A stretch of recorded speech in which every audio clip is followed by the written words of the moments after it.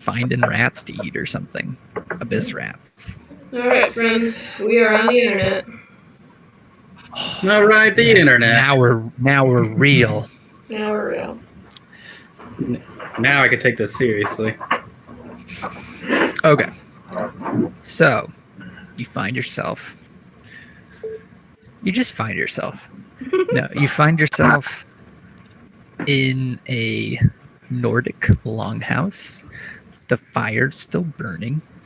You're enjoying nice food and drink. And Ivar? Is it Ivar? Iver has joined you for a drink. And yeah, go for it.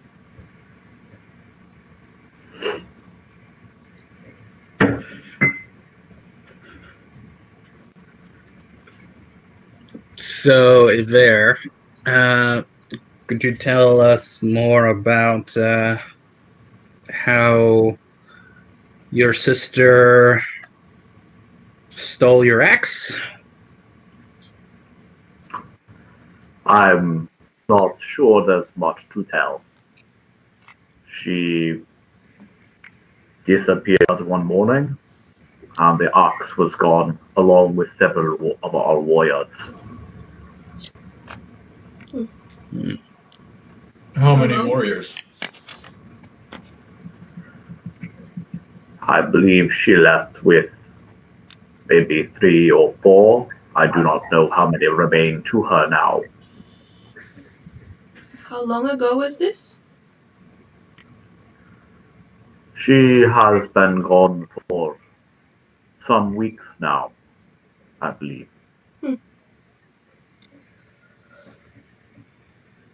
Well, I suppose the more that we know about you and her, the better this will go. I can't say that most of us are very familiar with her, though I think we saw her once. Yes? Where is this? Well, your sister managed to have time to compete in a fight in Mossdown. That does sound like her. Yes. She eventually lost to Titus Rosethorn, one of the members of Queen Sybil's court. I know not of this Rosethorn, but I imagine he must be a fearsome warrior to take down Astrid. He's an exemplary warrior, likely the best in all of Tether.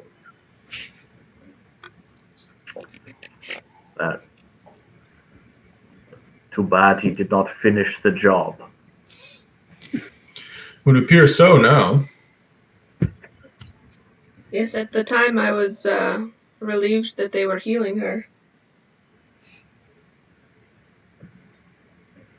Yes, I imagine she was as well. So, tell me about yourselves, this Moss Stone. Oh, we are part of a guild there. Groups of adventurers that do things to help the town and the surrounding areas. But I don't know very much about Mossstone outside of the guild, to be honest. And the rest of you? My name is Demarcus Sunspire. I'm a member of Queen Sybil's court and a member of the Knights of the Eternal Order, and I'm here to help the guild and their squad to accomplish some missions while I've been ordered to do so. Oh. Very formal. Good enough. Rest of you? Hey, yeah, I'm Aaron. I'm with the guild too. I'm like Izzy, new to the area, so don't know much about Mossstone outside of the guild. You must excuse the looks you get here. There's much in our lore of our men fighting worms up in the north, And you have the look of a tiny worm.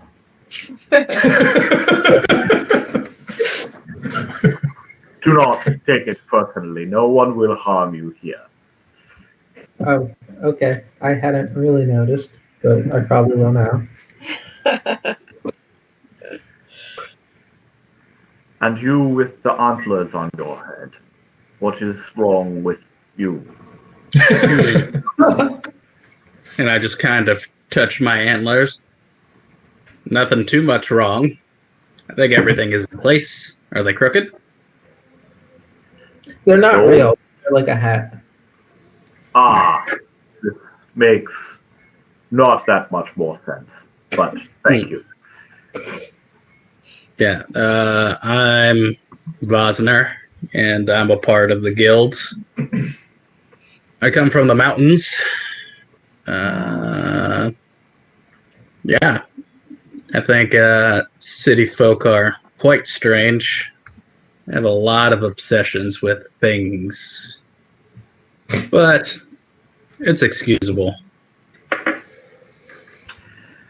Yes, in this we have common accord, I think. I have to admit that the peaks of the mountains of my homeland up north are far more appealing to me than any city I've ever encountered. Yes, it feels like you could look out over the whole world. Indeed. Ivar, if I may, if you miss the mountains of the north so much, what brought you down to the south? My father, Olger, has decided that there is much to be gained in trade with Tethir. And so he moved down here. Between you and me, though, I think much of it comes from the loss of my mother due to particularly harsh conditions in our homeland. I think he may perhaps be looking for a softer place to live. I understand. I'm very sorry to hear about your loss. The skein of our lives are woven long before our births. We die when we die. It's not a matter for grief. On And that, I say, "Here, I very here." much agree. Yeah, I drink to that. I drink to that. May I ask a second question, Ivo? Absolutely. Why is it that your men choose not to fight for your sister? You all seem like very competent and accomplished fighters. Why not fight on her side, you mean? No, against her. Oh. There is something to be said for handling family situations within the family. That, and in spite of Olga's attempts to create a safe trading relationship with the people of your land, we are still viewed with some suspicion, and my sister makes that problem worse. So, as a general rule, sending a war band of Northlanders to Tethia seems bound to make things worse. This is very wise thinking, and Queen Sybil and I have personally discussed this matter before, and very happy to hear that you are thinking about these matters so carefully. And I'm personally looking forward to completing this mission so that we can live together more peacefully in the future. That would, I think, be good for us all. And perhaps it would allow me to return northwards at some point if I need not be here to keep such a careful eye on such a tenuous alliance. Well, if that's what you wish, then I hope that you get what you want. And you, he says, he turns to Izzy. I hear home in your voice. Yeah, my name is Isolde Brynja. I don't know if you were listening too closely when I was speaking with your father. I am from up by Icewind Dale in the 10 Towns. Ah, yes. Close to my home. Far closer than this, in any case. Yes, this is much more tropical than I'm used to. It Yes, is for us. strange to see people that look like me in such a tropical location. I think it is strange for us all. I do hope that you get to return home at some point, though. Should I wish the same for you? It would be a nice wish. Then I do. Perhaps we may go together and explore the north together. It has been a long time since I've had the opportunity to bury my axe in a giant, and I miss it. Unfortunately, I think it might be a long time before I can return. We shall see.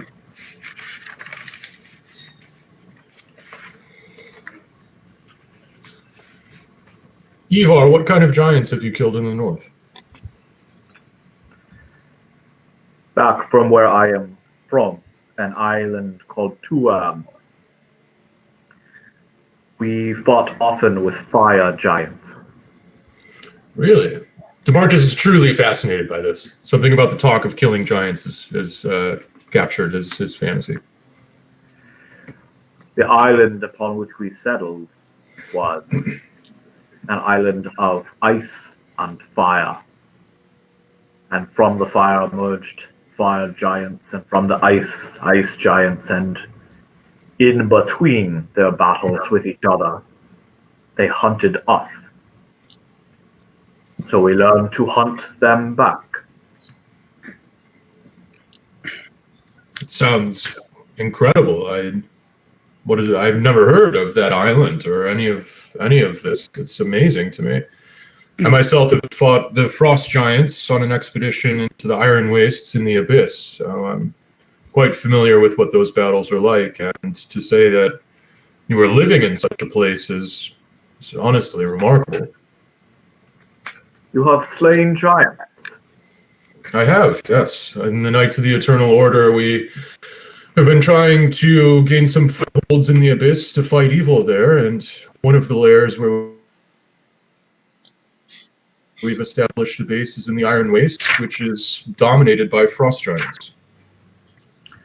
He sort of reaches behind him. Hanging on the wall is a huge horn with a sort of strap running across it so it can hang on a hook. And he grabs it off the wall and pours a bunch of strong-smelling alcoholic liquid into your cup.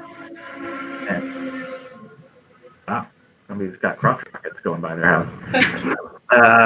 And hangs the thing back up behind him, picks up his cup, and goes, "Skål, here." DeMarcus nods very reverently and drinks to it. Likewise. Yep. I take a swig. It is a strong, very sweet alcohol. I assume I'm used to it. Yeah, you'd probably be pretty used to it. And you, little Rob, what happened to you?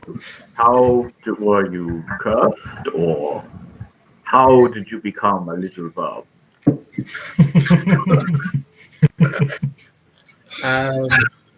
Well, my parents were also dragonborn, so you know, Dragonborn. kind of happened naturally. Ah. No. He seems very confused. But he's all right. Harriet is obviously very confused by the question as well. Yes.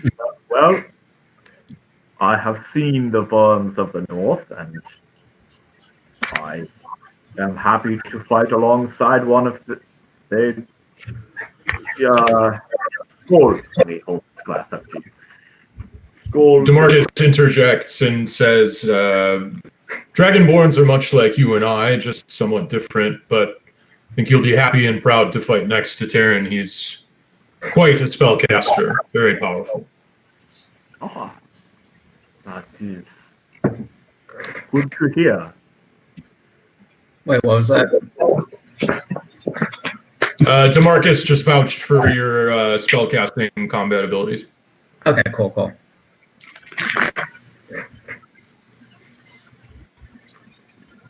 Do you still have, Stan, do you still have a rock floating around your head in circles? I do.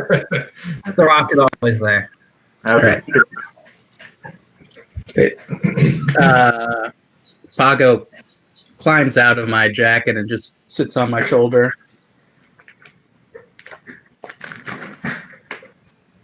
Just for a little flair. No, we are a strange bunch. And I say, how do you mean? I think I got used to us all and everyone's strange quirks, and we're really not the average group of people. We've been kind of smushed together for the sake of the guild. Yeah, that's true. Even, I have a question. The warriors that left with your sister, were they female warriors? No, they were male. I'm happy to say that most of our shield maidens have more sense than that. And I kind of look over at Taryn and Vosner. Do you think that the men that we saw in the tavern were those warriors? Wouldn't surprise me. I mean, they might have been, but like, I don't know. Do warriors from this island make landfall on the mainland very often? Our trade alliance is yet too tenuous for us to have much presence on the mainland without arousing suspicion. We have an unfortunate history with the Tetherians. So it's safe to say that if we saw any of the Northmen over on our side, they were there with your sister. It is likely so. There are other Northlander tribes, and I do not know all their movements, but it is unlikely that any of them are in Tether at this time. How many tribes moved down here? There have been one or two that have moved to the Moonshae Isles, which are still north of here. We are, to the best of our knowledge, the southernmost house.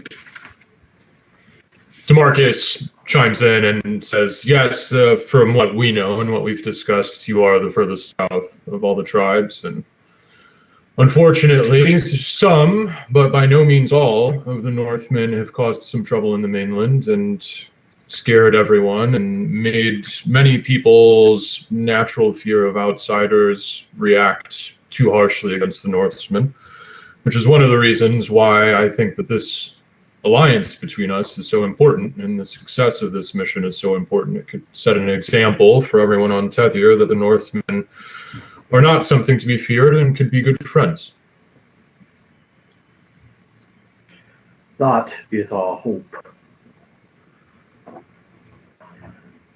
I believe from the stories my father has told that there was also some conflict between the ancestors of the Tetherians and our ancestors in the Moonshare Isles. And I understand why this might make Tetherians mistrustful of our people.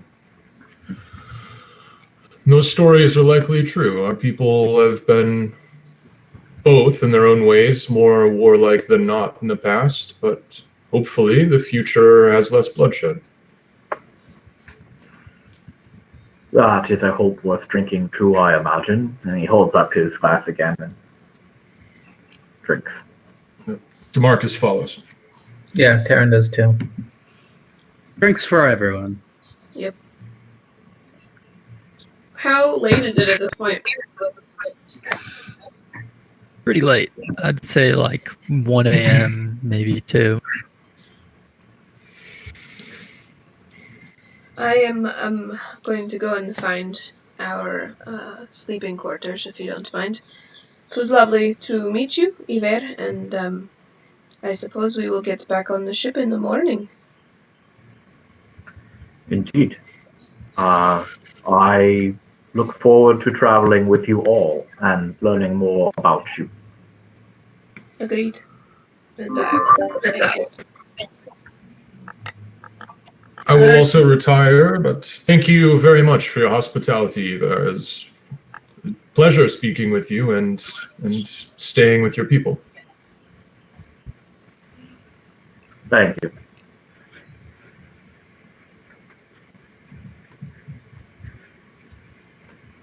Awesome. Yeah, I nod and I follow suit, heading to bed. Yeah, Taryn gets up to go, and then he stops for a second, goes, sorry, I've been wondering this the whole time. Why do you wear so many furs? Isn't that like super hot? Yeah, we have yet to adjust to a new way of living, I suppose you might say. The furs have to do largely with the signs of our clan, and so we are not easily willing to remove them. That makes sense. Oh, I'm gonna go to bed then. Good night, little bird.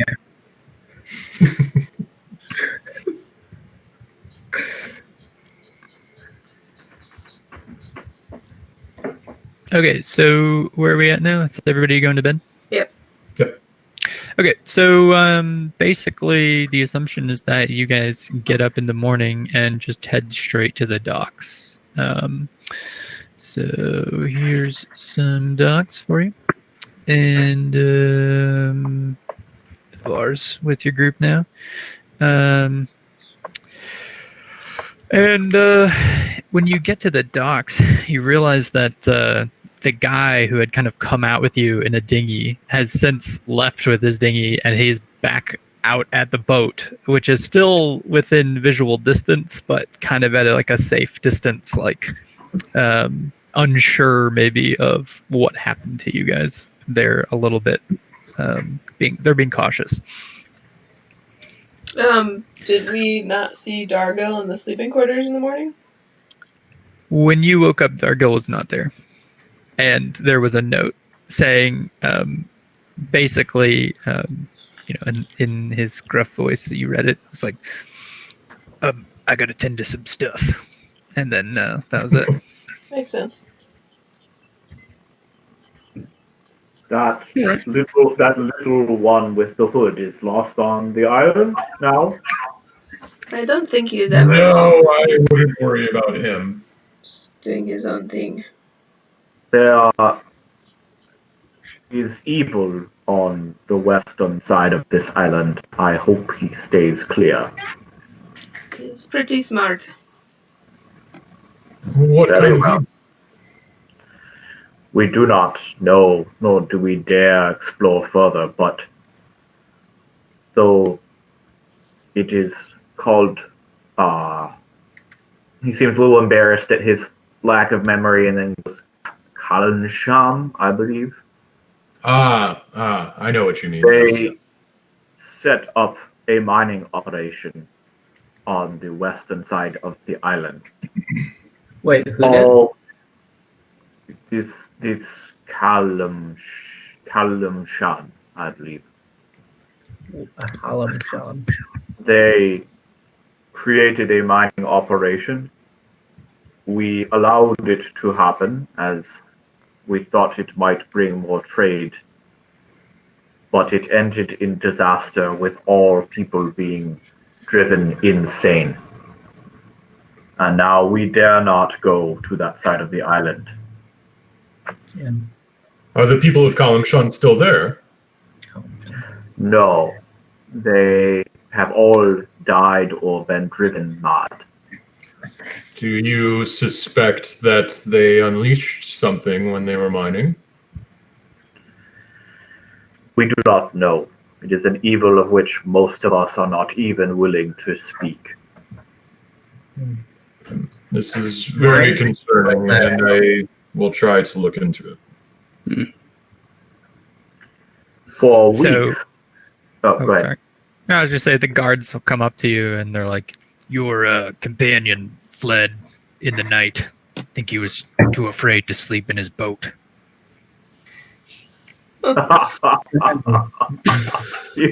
You travel with funny people. On that, we agree as well. Yep. We have many vessels here we could take out if you wish. Whatever you think is best. Would be helpful. Yeah, the ship that we were on before, what was one of the Laventhorpe ships?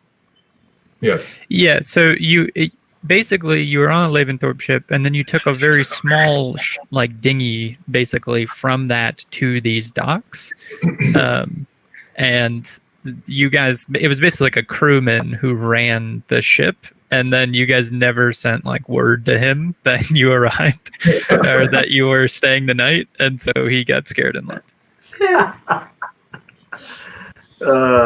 Makes sense. DeMarcus is frustrated, but he's also probably happier sailing with the Norsemen. Yeah, do you have your own ship, Iver? Yes. Why did And you we do can that? take it out to meet your ship out in the bay. And gestures towards the Leaventhorpe ship that you can see still out there. Yes, Well, and are we ready? then we could communicate to them that they could go back to the Laventhorpes, and we could use your ship to follow your sister. It does not matter to me in that regard. My worry is, though, that this ship requires more people than just us to operate, which might require us taking a contingent of Norsemen to the mainland, which I am eager to avoid. If it is all right with you, we will simply take the ship out to your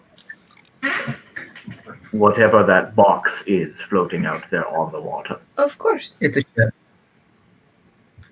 This is a good plan. We shouldn't... Ivor's right. We shouldn't be taking a large army of Norsemen onto the land. It would create more problems than we need right now. Certainly. And we might be able to get help from the ship if we need it. Some more magic Yes, the support. ship has ballistae. Exactly. So as you come down the docks, you can see this ship. It's relatively long, about 60 feet or so, with two very, very tall ends that stick way up. On the one end is carved as like a tail, and the other end is carved into a dragon head. And it's got like a bunch of seats going lengthwise across it with oar locks all the way back. Yeah. With a word from Ivar, a bunch of the Norsemen and the Arabian clambering aboard and sort of assuming spots at the oars, ready to row.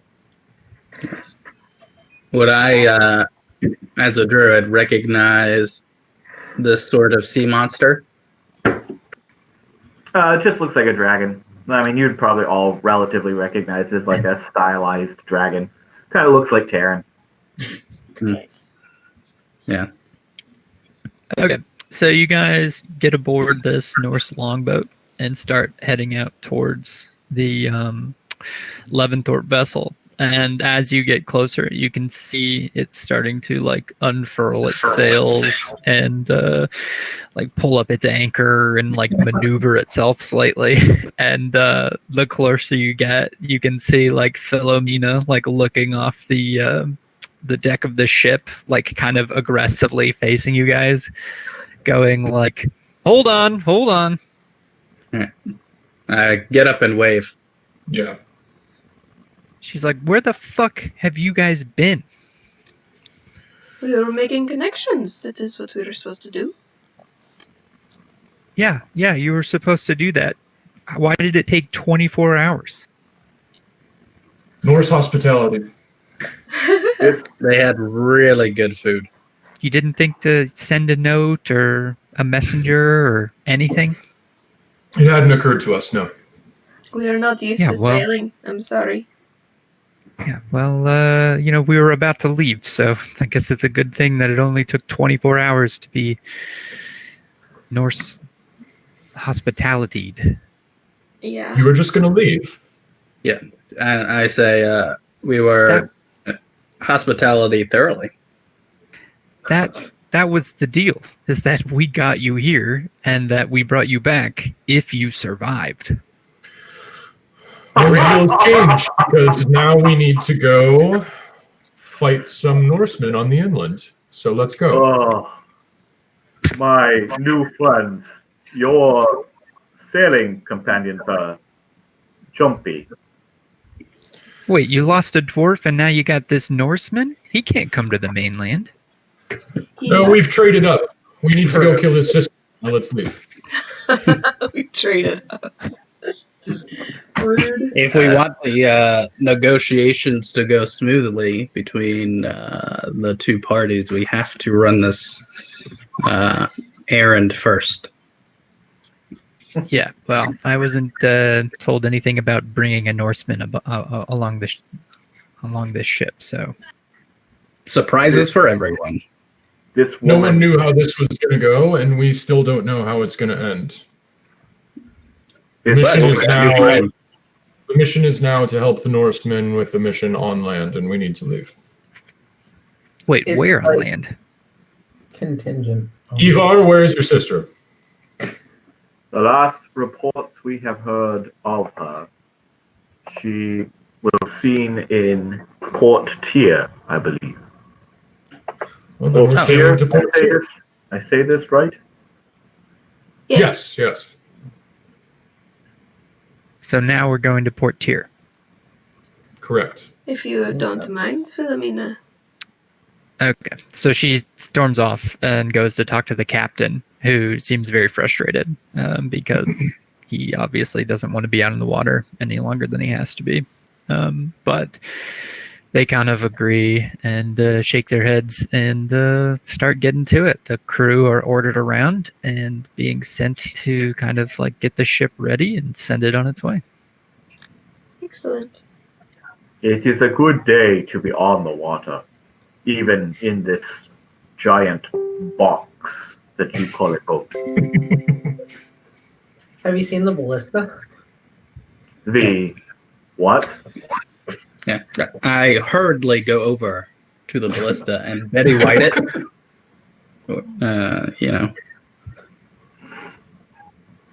Showing off its features. Oh, I like this. Oh, This is lovely. Perhaps this is something I will recommend we put on our own vessels. Whoops, sorry, I didn't realize I didn't put you guys on the right tab. You gotta yell at me if it seems like I'm describing something that's not right. Yeah, true. Where are all the ballistas? Goodbye. Yeah. Oh, I'm not on the ship. That's by John, design. something is not right. No, that's by Where's design. Izzy? He's Overboard. dead.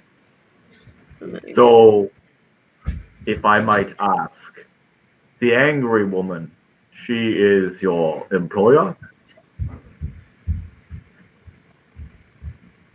Are you talking about She. Yeah.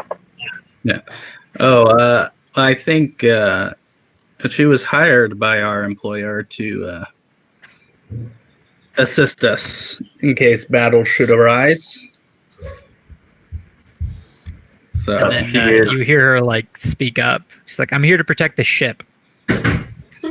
right, protect the ship, Oh, which would assist us. yes, you are a shield maiden then? No.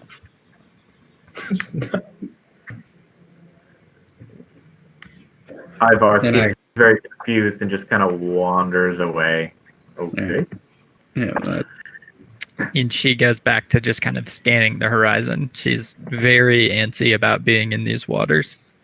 and I say the city humans can get touchy for whatever reason.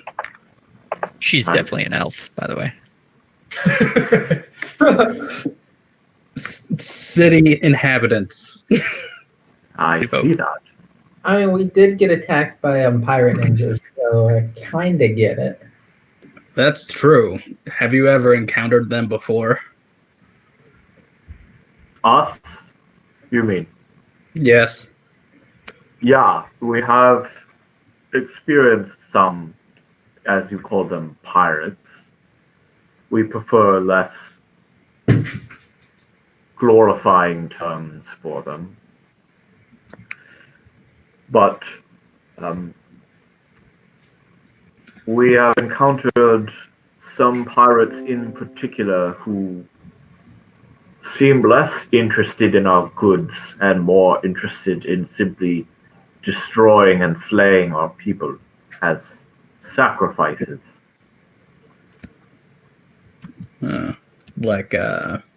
Like those blood pirates we hear about. If that is what you all call them, yes, perhaps. We have a word in our language. It translates roughly into common as, something along the lines of worthless pieces of shit. That's what we refer to them as. I laugh heartedly. And he's That's gonna a good word. Oh, whoops. Well, we like it. And then he's gonna wander up to the front so he can watch the ship move through the water. Okay. As you guys take off, there's like one last kind of look at the island as you're leaving it. It looks kind of nice in the distance. Yeah. It's almost as beautiful as Miardo. Almost. Where's Leonardo at? I'm going to put him on here. He deserves his own page. I don't see a pencil stash on that island anywhere, so No. What do you think the water is? Like right here. That's where it is. yeah. Let me see if I can find an effect for pencil stash. It's an area effect for sure. Okay. Nice. Very nice. Oh yeah. Ooh. Anyways, so you guys hit the open water. You notice right away that the trip back is not as speedy as the trip there. The winds are especially dead, and the captain seems frustrated. He's trying his hardest to catch what little wind he can to propel you guys forward, but it's just not complying. And you can kind of see him put his, frustrated, say something like, "Oh, this is going to take longer than we want it to be." Do you think we'll reach it today? No, most likely not. It's probably about another 2 days if it doesn't pick up. Well, then we'll have to be on watch for more visitors. So, does anybody want to do anything during the day? Otherwise, we can fast forward, sort of to the evening. No. I'm good. I asked one of the crew members if they can teach me how to use the ballista. He says, "I'm actually under strict orders not to let you touch that."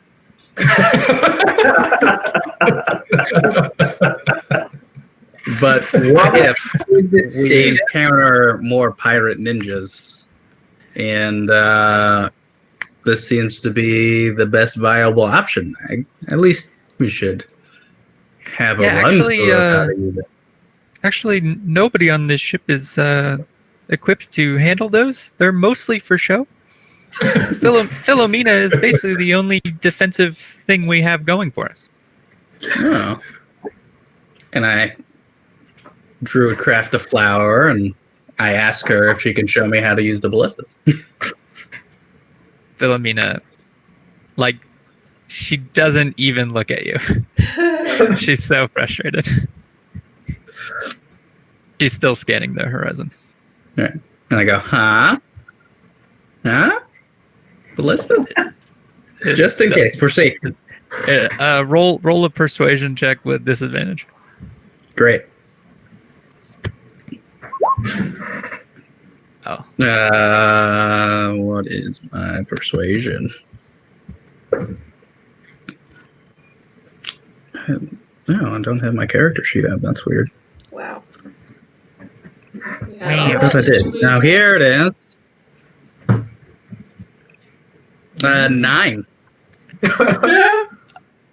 She I'm very confident.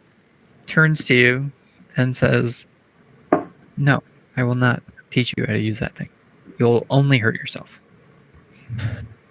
Okay. And I slink off. So true.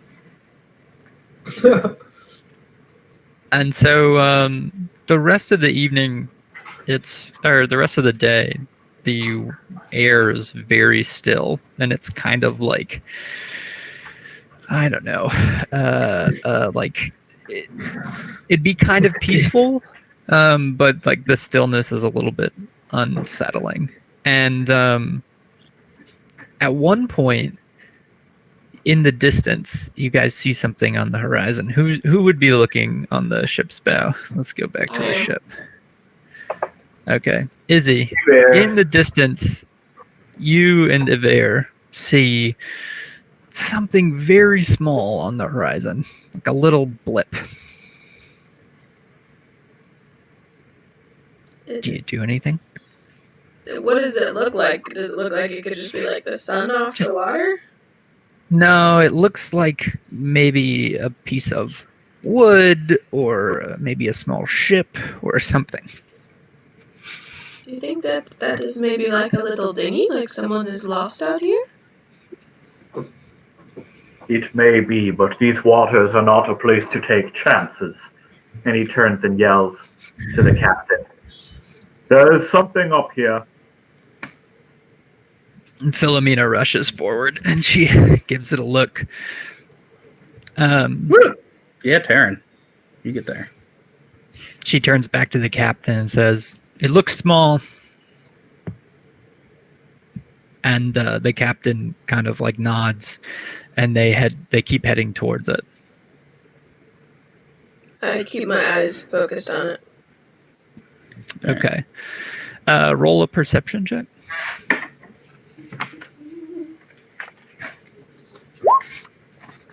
So Okay. It's +4, 14. Okay. As you guys get closer, you start to see what looks like a single person floating on a hunk of ship, like broken ship, out in the middle of the ocean, very dead water. Do you think it's Dargil? What does it look like? Does it look like... It's too far out to tell, but it just looks kind of like a humanoid, kind of reddish in color, just hanging onto a piece of floating, I wouldn't say driftwood, it looks like debris. We should go see if they need help, if they are even alive. I walk up to the captain and kindly ask him for his spyglass. Oh, yeah, here you go. And he gives it to you. And I walk up to the front of the ship and I take a look. Okay, roll a perception check with advantage. All right.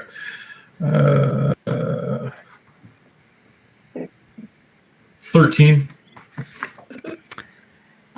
Wow. Yeah. You can tell that there is a dwarf on a piece of driftwood with reddish, like a reddish kind of bronzish looking hair, just kind of floating, not moving too much. Yeah. I say, well, this will sound strange, but I believe that there is a dwarf drifting on a piece of wood in the middle of the ocean. Is it Dargil? I can't tell. Philomena says, didn't you leave Dargil on that island? Dargil tends to disappear. We don't know where he is. Unless he's on that driftwood. It's probably have to best to do just that ignore to, this and move on. We have I to can see go if out he's there and alright. get it. How do you know he's not a pirate? Well, Fosner, you could be like a dolphin and go and see if it is a pirate. DeMarcus's I could. eyes raise significantly. Yeah. Same with Yver. He's like, he's chalking it up to his kind of tenuous grasp of common. That must not be a word that he thinks what it is. Right. He said, well, make sure you just keep an eye out. I'll go check it out. That's you. So I Thank you. wild shape into a dolphin. And I do a really see cool if there's like, a dolphin double- asset available for free. Just picturing you turning into a dolphin on the deck and us all having to like push you off the ship. No, he's practiced this. I run and I jump off of the deck, do like a double flip into my dolphin form and splash into the water. Roll a acrobatics for me. I want to see how well you do. Oh, I'm gonna do great. Just give the dolphin. So you go to do a flip, and while you're in human form, you like catch your foot on the side of the deck and like kind of face plant into the water. But soon you emerge from the water as a dolphin, and you're moving very agilely. Perfect. Um, And I Loud splat. yeah, it's a pretty loud splash. DeMarcus is just trying to process what the fuck is going on right there. druids are great. So what are you doing, Vosner? You're just going up to it? Yeah, I'm gonna go up to it carefully and try and keep my wits about me while I do it. I'm looking for the carrot stat block for shark, right? Sure. CR1 shark. I have since returned the spyglass. Okay, so what we're gonna, well, maybe not that one. Sorry. So we're just gonna say that this is far out because I actually don't have the map go far to the right.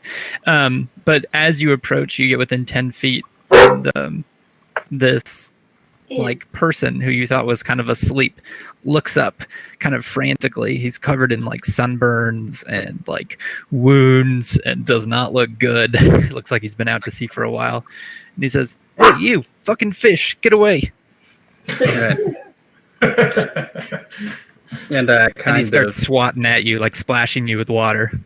and I dolphin laugh at him. It's like, ah, fuck you, you fucking fish. Right, and then I kind of gesture back to the boat, back and forth.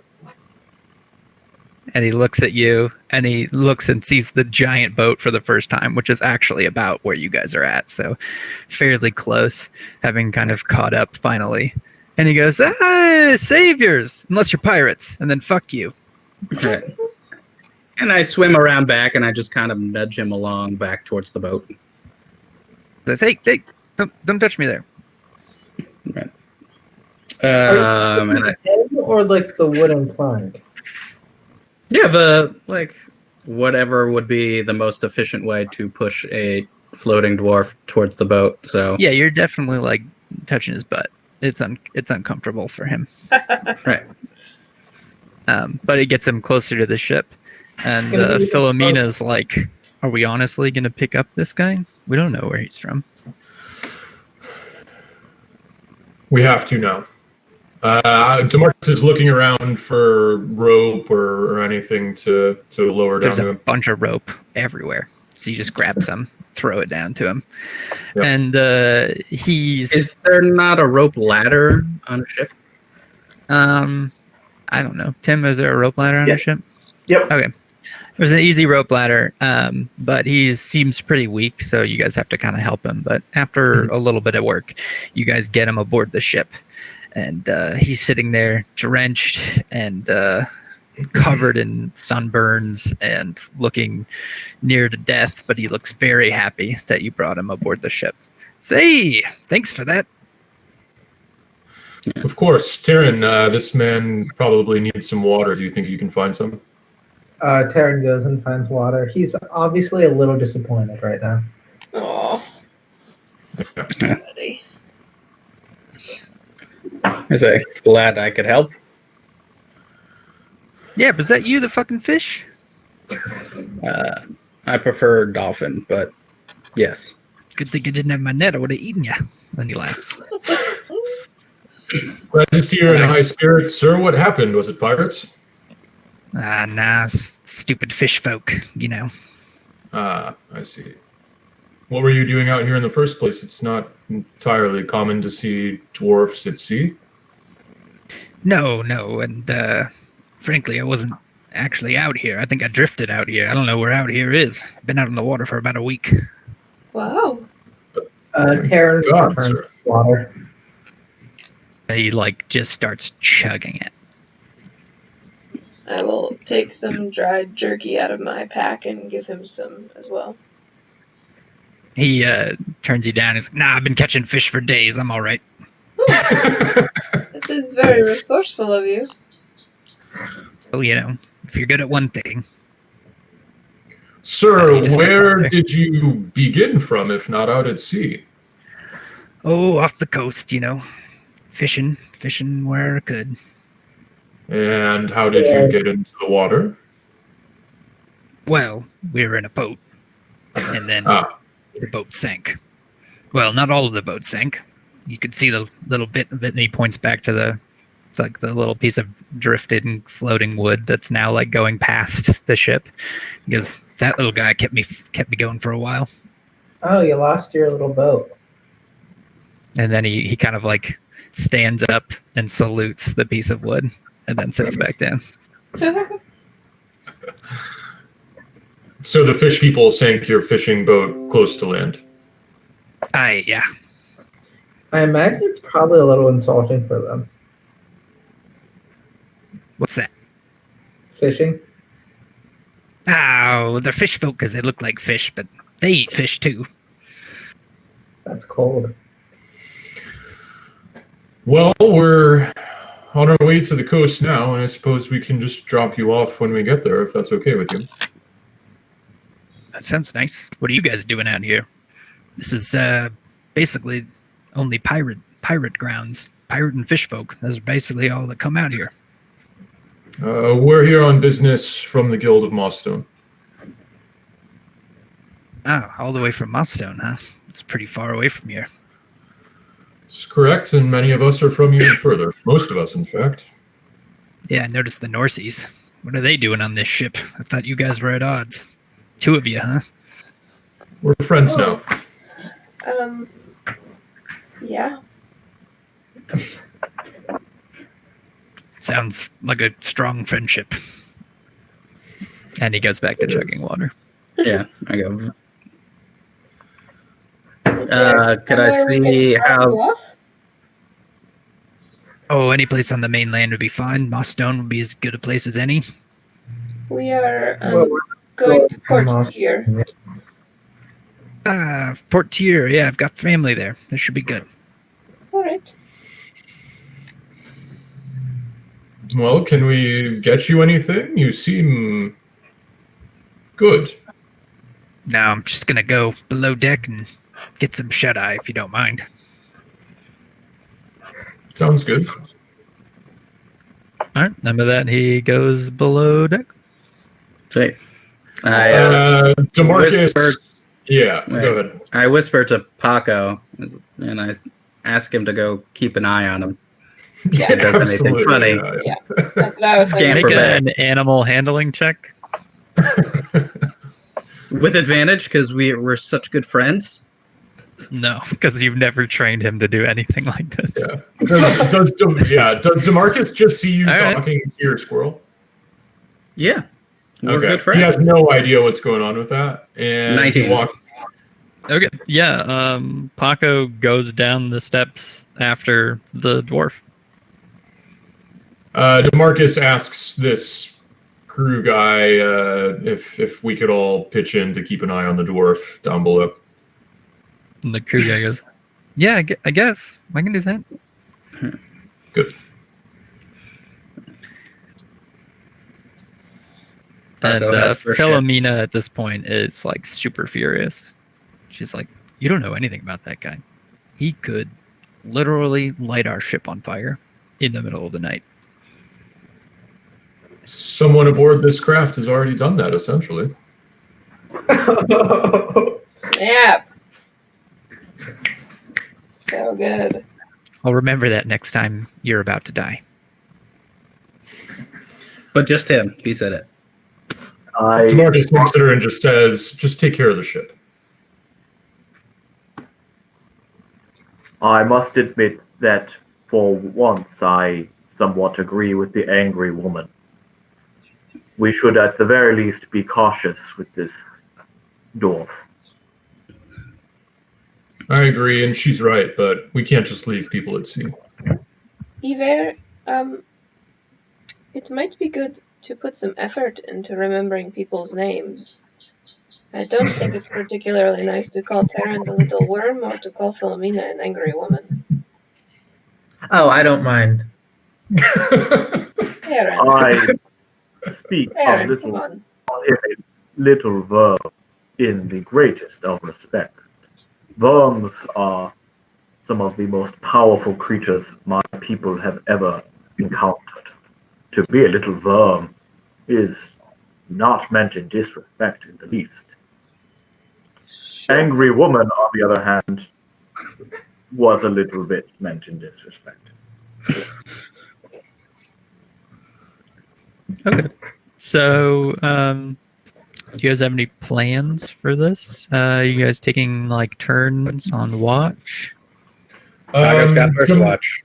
Yeah, DeMarcus has, he's taken everything, all the concerns to heart, and he's down below watching the dwarf, basically. Okay. I will I'll go with put you down below. Oh, Ivar's down there too? Yeah, he seems to find a kindred spirit in Izzy, certainly, but also in DeMarcus's philosophy of the world. I think he sees a kindred spirit, so he'll go too. Yeah. Yeah, Izzy's not too keen on Can you hanging guys out down can you below. see that? But we're still on the ship. Yeah, it still looks Yeah. the same to me. Let's see. Wait, is he still on top of on the deck? Yeah, okay, I see Pretty below much. now, Jump. Pretty Okay, much yeah, I'm right just up trying to until put the she people goes who to are bed. below. All right, let me get a Vard on there. And I Karen think should bring me out on the deck too. Just all I have to do is click that. And can Ivar see now? Down below? Yeah. Okay, so people who are up top can see up top. People who are down below can see below.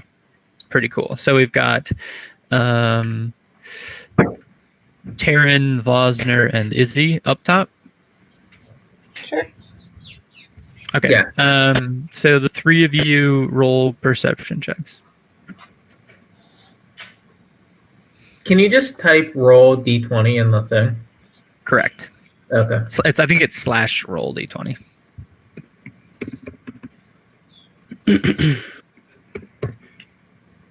Nope. Perception, you There- said? There's also a little thing on the left-hand panel. There's a dice symbol, and you can just scroll down that and click the one that Yeah, says I know d20. about that. I was just seeing if there's a better way to do it. 16 plus perception. That was what I typed to get that. Okay, sorry. So Izzy's low. Vosner got what? 21. 21. Okay. Yeah, I'm at And okay, so Vosner, with your keen eyesight, you look around, and in the distance, you see nothing. It's very still. It's a very frustratingly still day, and the captain is still working his best to try to get what little wind he can to move the ship forward. Philomena's standing on deck, kind of walking around, looking around antsy, feeling like she's, just stranded in the middle of nowhere, very isolated, very vulnerable. And you can tell that it's weighing on her.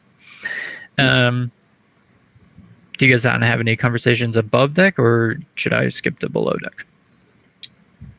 I just go and I ask Philomena why she looks so antsy.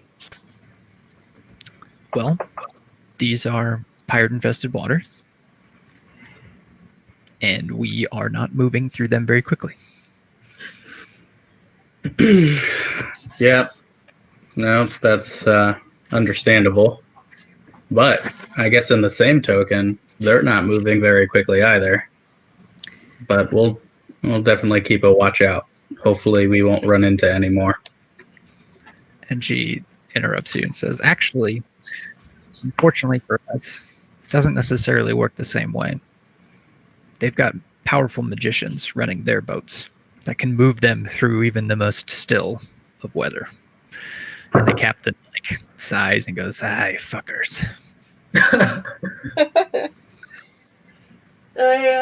gonna walk up to Taryn and just say, how are you doing?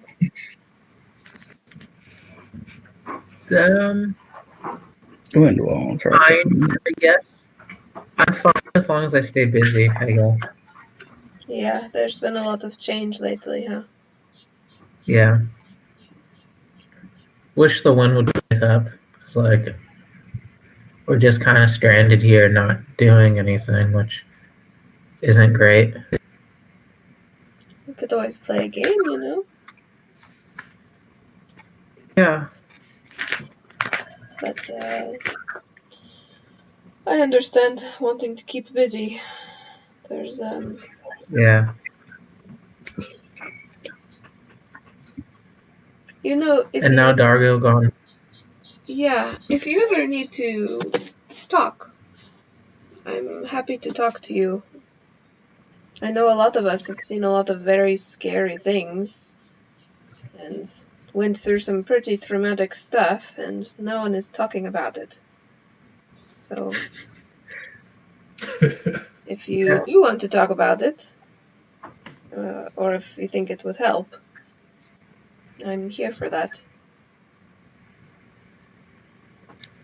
Yeah, I just don't know what there is to say, I guess. For the first time, I'm at a loss for words. I understand, but I know that you were with your family before you came here, and it is hard to be without family when things get tough. Yeah, I guess nothing was ever tough at home. So, Yeah. I like Yeah. your stone thing, by the way. You look very magical all the time. thank you.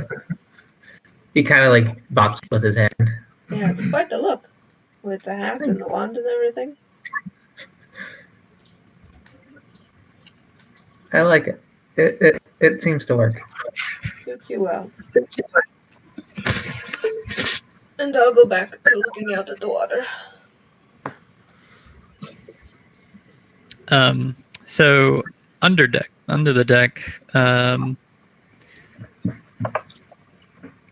the dwarf has stopped the sleeping and is sat down at the table and is happy to see you guys when you come down. He's, "Aye, you fuckers came down."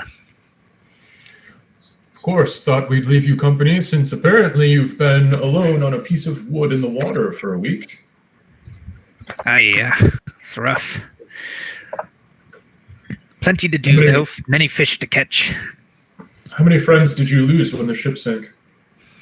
Oh, a handful. I could hardly call them friends. Fishing buddies, really, but, you know, mostly co-workers. Where are you from? Oh, not from around here. Coast, I guess I would say. Are there many dwarves where you're from, or not? Not used to dwarves living No. on the coast around here. No, truly one of a kind. So you've traveled a lot then, I assume. Oh, not too much. Just around here in the south, fishing here and there. Being that your aboard a fishing occupation? vessel takes you pretty far. I understand. Yeah. He goes, "Hey, you guys want to gamble?" What game? I've got a dice game that might be kind of fun. If you guys have any coin to wager. Coin, I don't have an enormous amount of, but if you're looking for someone to play a game with, I'm into playing.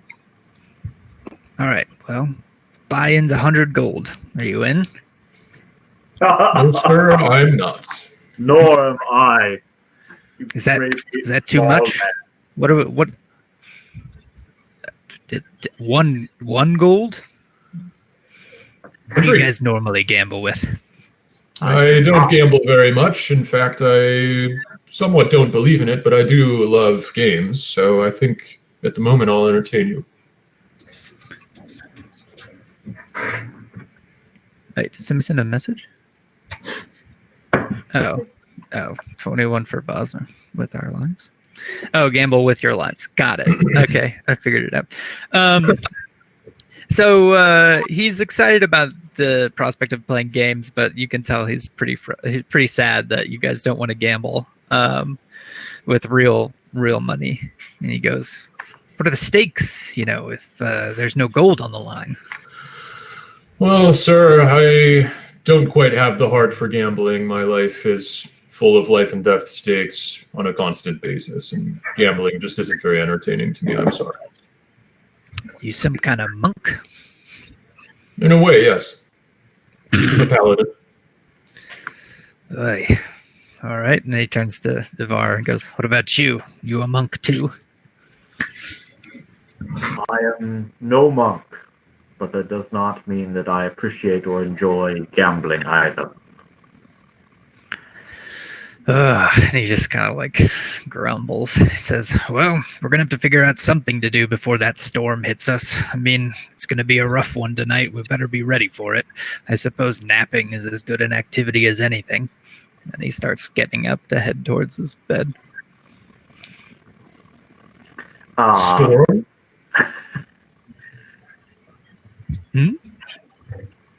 What about a storm? The storm? You don't Yes. feel it? No. Go look at the water, my boy. You'll see it. It's right in there. I'm sorry, sir, but I'm not much of a sailor, but do you think we should be worried about this? Well, if you value your lives, your ship, and all of your possessions, then sure, yes, worried would be appropriate. Well, I should go alert the captain then, and I'm sure that our friend Ivar will show you to your quarters. And Demarcus kind of gazes at Ivar in a sly way, basically.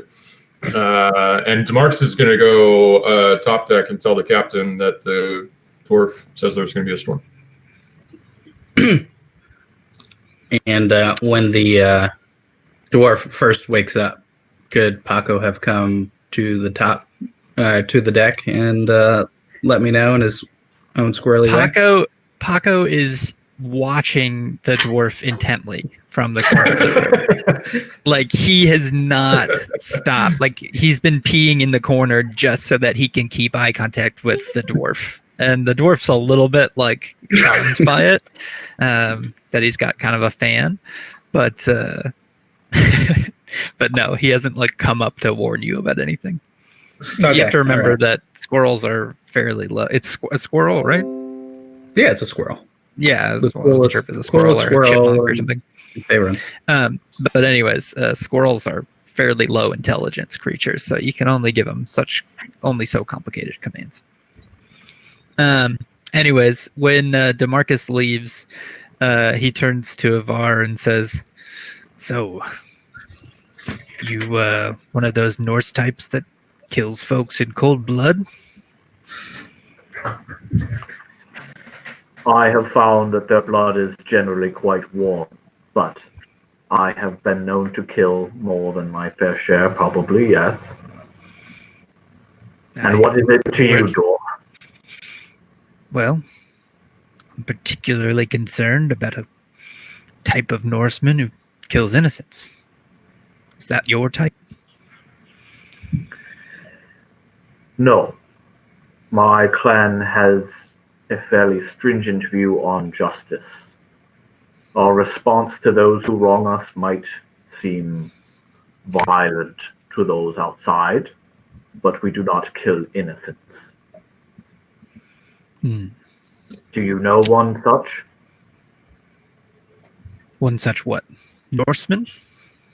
Indeed. Have you come across one? I've come across many. Those who engage in the killing of innocents. Aye. Where have you been? Around.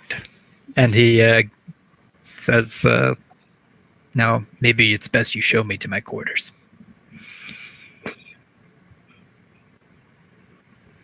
Have you come across a shield maiden killing innocents recently? No. Not recently. Many of the Norsemen that I've encountered were in the past 30 or so years.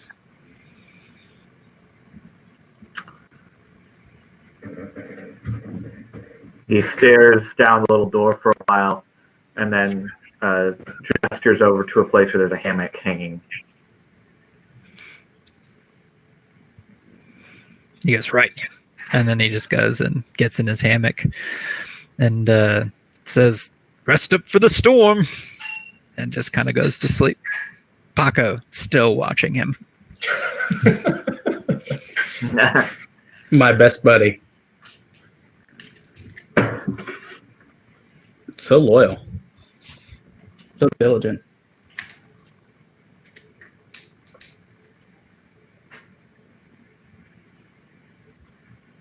All right, so is so we're going back to the main deck. Does Devar stay down below or go up? He's gonna stay down below at this point and keep an eye on this dwarf. Okay. You're just gonna stand there, or you're gonna sit in a hammock next to him or something?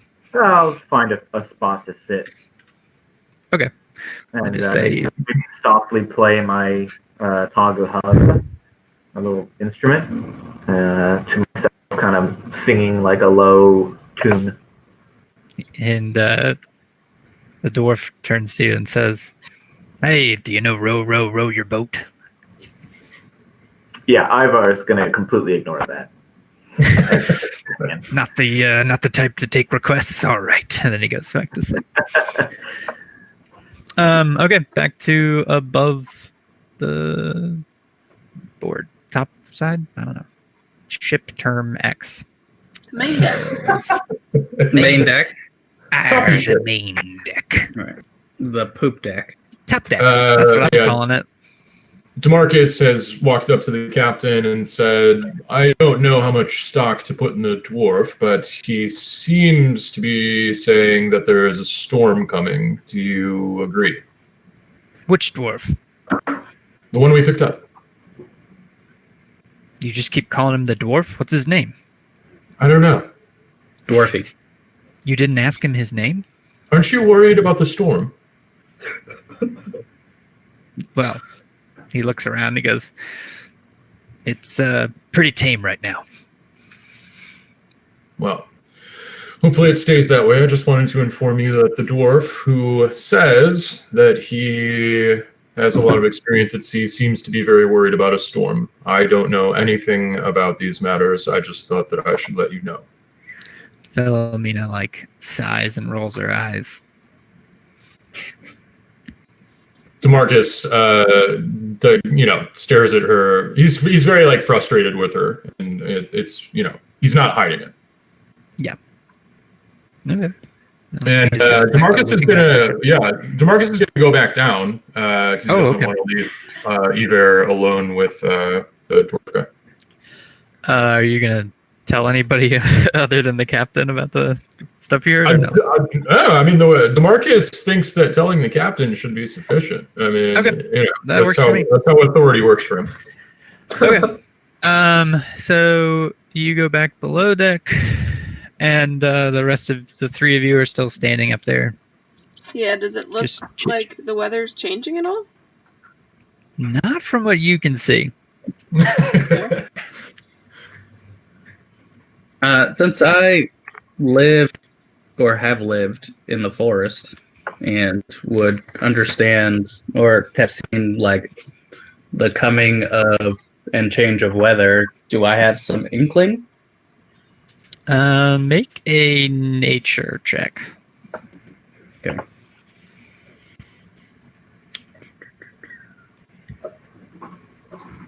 Ooh, nature. 11 or 21. Okay. -8 to nature. What happened to that guy?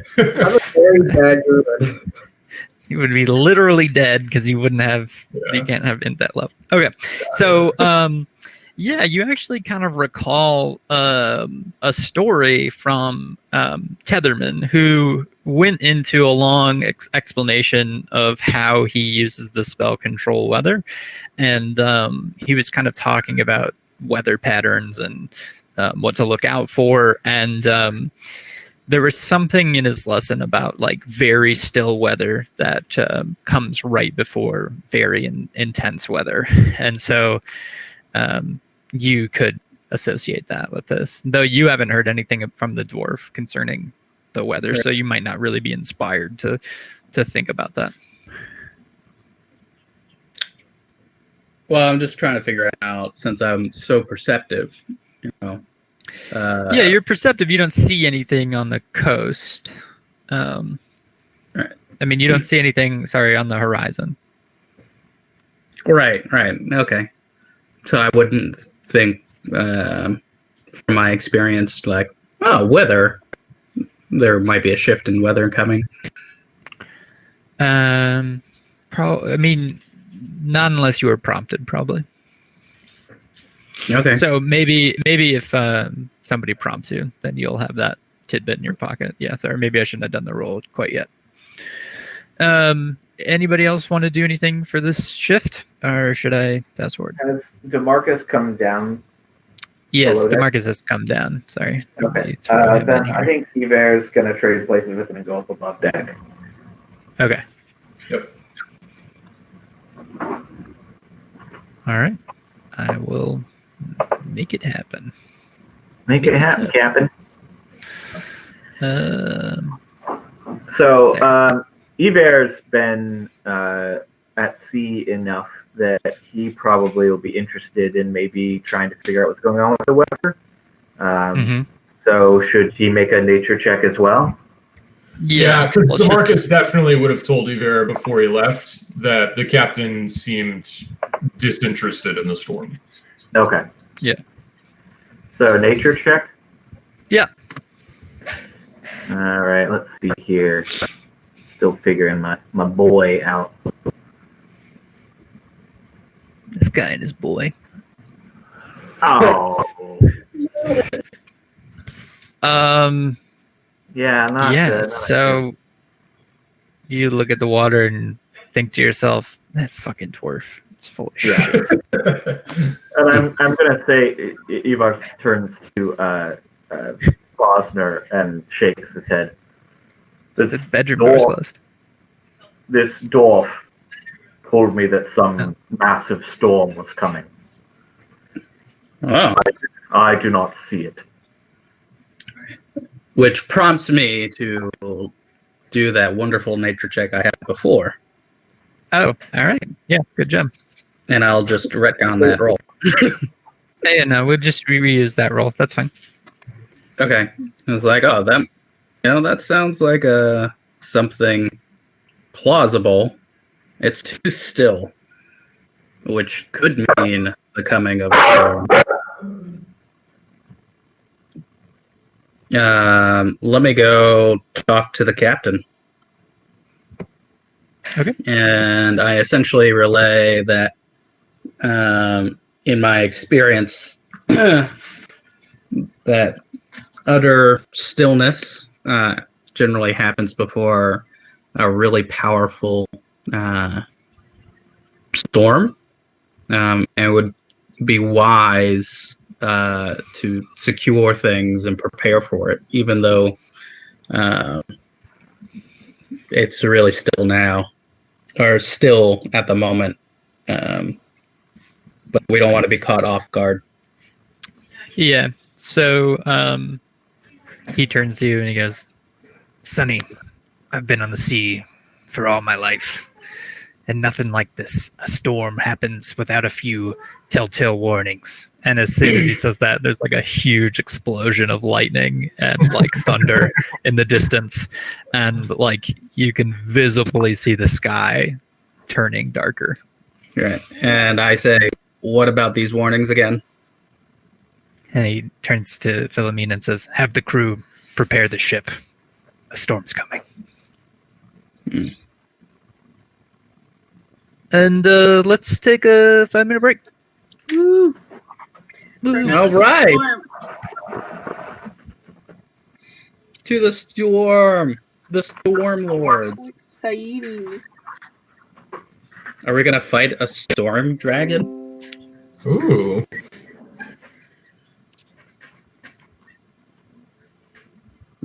Waiting for it.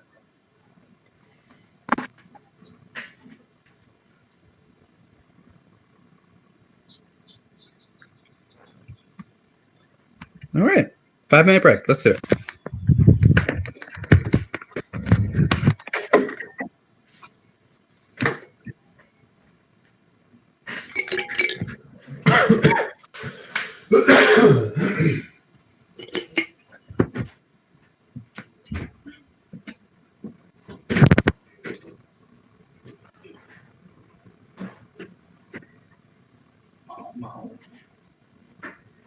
You should turn off your microphone.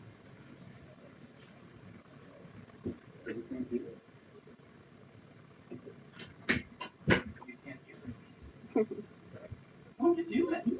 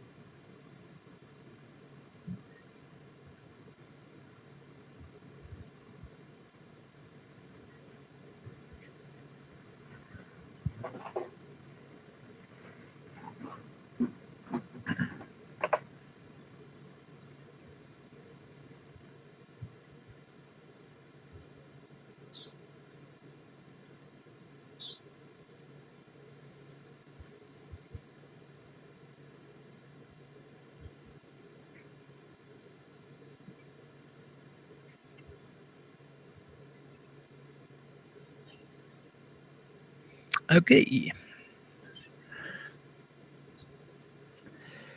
All right.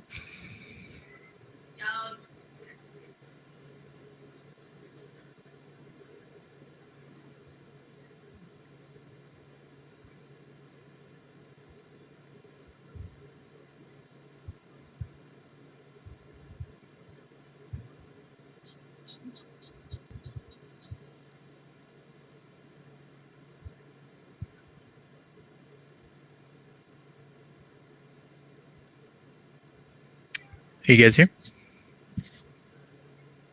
Stand is reconnected. We have a mouthful of food.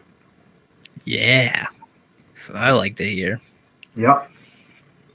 Hey, Tim, you remember all of this stuff that we wrote? I was really inspired this morning. It's a bunch of random shit.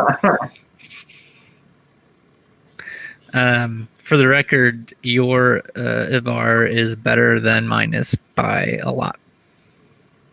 Thanks. Like yours has like a personality and a story and knowledge, Hobbies. goals. I have returned. He has returned.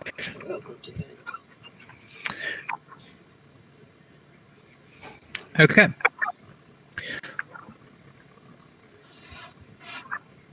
Garrett's still getting food.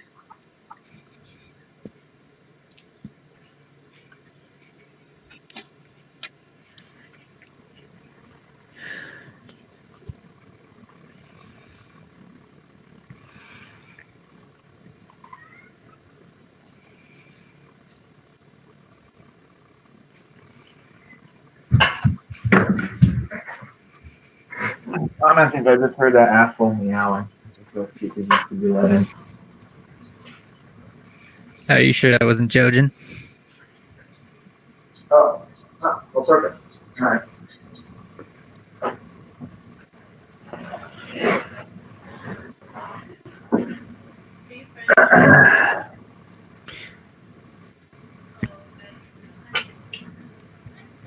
Okay.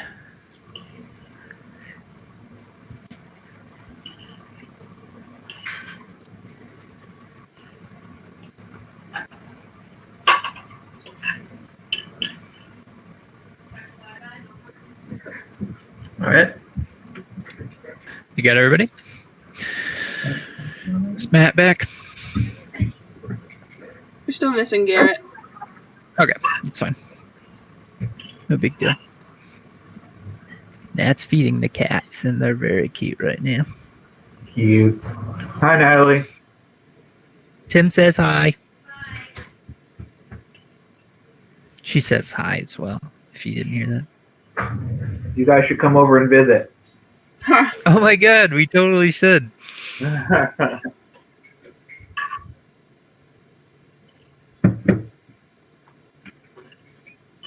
We've got like all sorts of things to share with you. New used Kleenexes, dirty dishes, whatever you want. You know, we got a lot of it. It's pretty safe to assume at this point, you guys coming over here would be a worse idea for you than it would be for us. True. I don't know. I'm pretty sure Nat and I had the COVID, so it's hard to say. I Tim, don't know are you what gonna they're throw like the dopest dinner party ever when this is over? Hell yeah. Sam asked I've- when all of this is over and we can go places again, what's the first thing I want to do? And I was like, I want to have like a big old dinner thing with our friends. Yeah.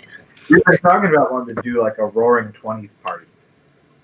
Oh, right. We talked about that like last Halloween. Yeah. So like experience the Great Depression together. Yep. We Tim, might be about to do you that. went a little bit far with this one. I mean, I say they're the master of the theme party. But just think of how great when we all look back on this, how amazing. We'll be like, wow, he really went above and beyond with this one. yeah.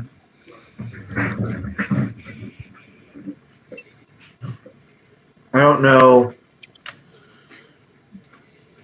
what it's like today, but last time Sam was there, I think they had like,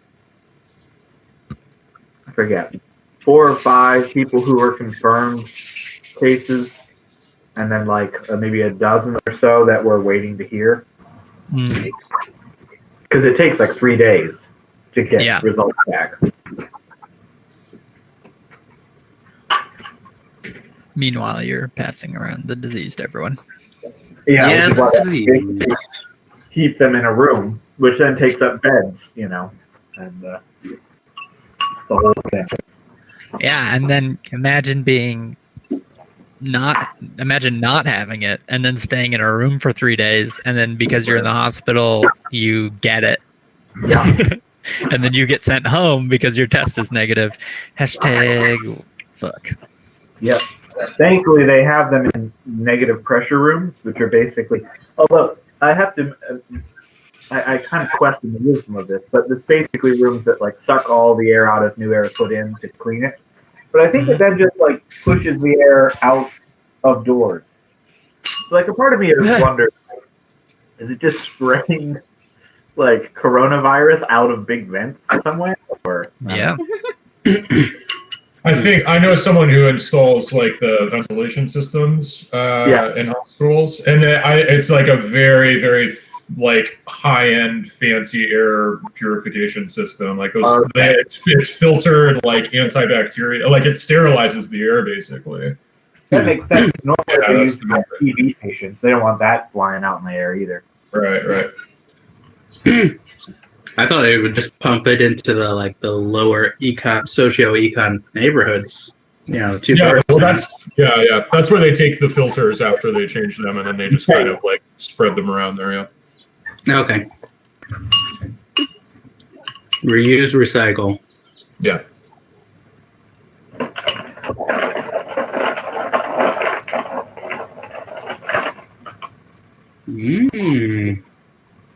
Ragu. Yes, you can't have my lunch. This is mine. Okay. So everybody's back and has lunch in their mouth. Yep. Okay. Perfect. So, essentially, what happens is a massive storm picks up, and giant waves start rolling in. The captain has all crew on deck, basically manning everything, doing things that you would do in a storm. Tim can fill in the details if you want. Storm-related ship things. That's big. Yeah, That's right. You laugh. You're spot on. And it's pretty rough. So Do they like usher us downstairs? Like out Sorry? of the way?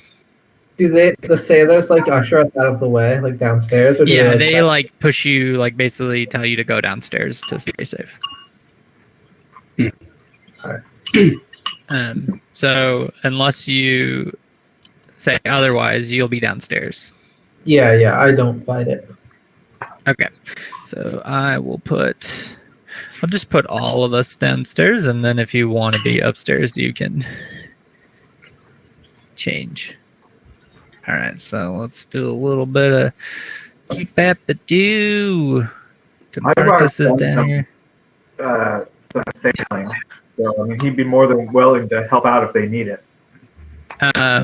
They seem hesitant to let a Norseman help them with anything. I know, right? Oh, never mind. People in Moscow have a thing about druids too. Weird. Wait, DeMarcus couldn't see earlier? God damn it. Yeah, You guys, let me know if you can't see, because I can. I was It's like a, downstairs though. It was adequate roleplay. no, the downstairs area has visual. Oh, cool. Do you see it now? Yeah. It's got very nice. Are you visuals. just saying that? No, I can see it. Yeah. I thought you were describing like top deck stuff, and I was downstairs, so I couldn't see anything. Basically, No, that's I can run two different. Actually, I can run as many as I want, different scenes at the same time. So That's I right. was putting you down in that special spot, and then But the problem is because of the way I do dynamic lighting, you can only see a certain amount of the space, and unless I click on your little guy and click the little knob and click has vision or has sight, Okay. you guys can't see anything. Seems I mean, so stupid. I would have spoke up if there was something going on, like downstairs. Yeah. Okay. Anyways, so you're down here, and the ship is tossing and turning. I want everybody to make athletics checks to see if you can like hold your own. Let's say Ivar has advantage because he's ship experienced. Ship has been on a ship before. Got a 25. Acrobatics. Or athletics. Athletics. Very good. 16. Okay. So 8. 8. sweet. At some point, even if you don't load all of your combat stuff into this, it'd be really handy to load all your skill checks in there so that you can just click on your skill check, like in your character sheet, in the future, so that you guys don't have to do double math, because it's like super handy. Let's see how our boy does. Hold on. Doop-bap-a-boo. Where's he at? There he is.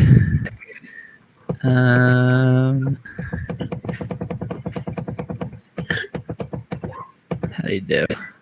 Dexterity. Oh, but he's got advantage. So, yeah, he holds on, and he's like swinging kind of freely in his like God, what the fuck are they called? Hammock. Hammock. And he's kind of still sleeping soundly. And you guys are all standing around. So the people who rolled under a 15, you like stumble and get knocked prone. No. That seems not right. And Is the it like a dwarf, Yeah, the dwarf like, hears you guys slam into the ground and say, "Hey, the storm's here." like, yeah. I had a feeling one would hit. It's just Did too you now? still. Ah, Well, you know how yeah, it's really still before a storm? that's right. Yep. This one knows storms, and he points at you.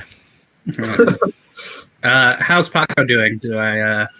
Paco still, like- has been just like shitting in the corner for like 4 hours. Still like, and he's like giving you that kind of thumbs up. Like, I'm still watching him. Alright. But also, so hungry. He's like, your rodent there looks hungry. Alright. I give him a couple of acorns from my pocket. He's like, yep, he's a good friend. Aye. And a diligent scout. True. And then, So, friend, what can we call you other than the dwarf? they asked me for a name. I was wondering how long it would take. My name's Rusty. Rusty. And you are? Vosner. And this here is Paco. Hello, Paco. And our friend in the middle over there, that's Isolde. The dragon is Terran. DeMarcus is our Is he a friend. dragon? He is mostly a dragon. Well, half. Aye. Right, Terran? I get the feeling a dragon might disagree. And he winks at you. Dragonborn. Dragon I'm not Boy. exactly sure. Difference. Sorry. How long have you been together, man? Too long. I look embarrassed, and I apologize. And DeMarcus and yep, and Ivar is our newest friend. I And try to awkwardly make eye contact when I get introduced, but I'm trying to hold on to the side of the ship and not fall over again. yeah, so those of you who failed your constitution your athletics checks, make constitution saving throws for me. Oh no. Constitution saves? Oh, we're gonna get.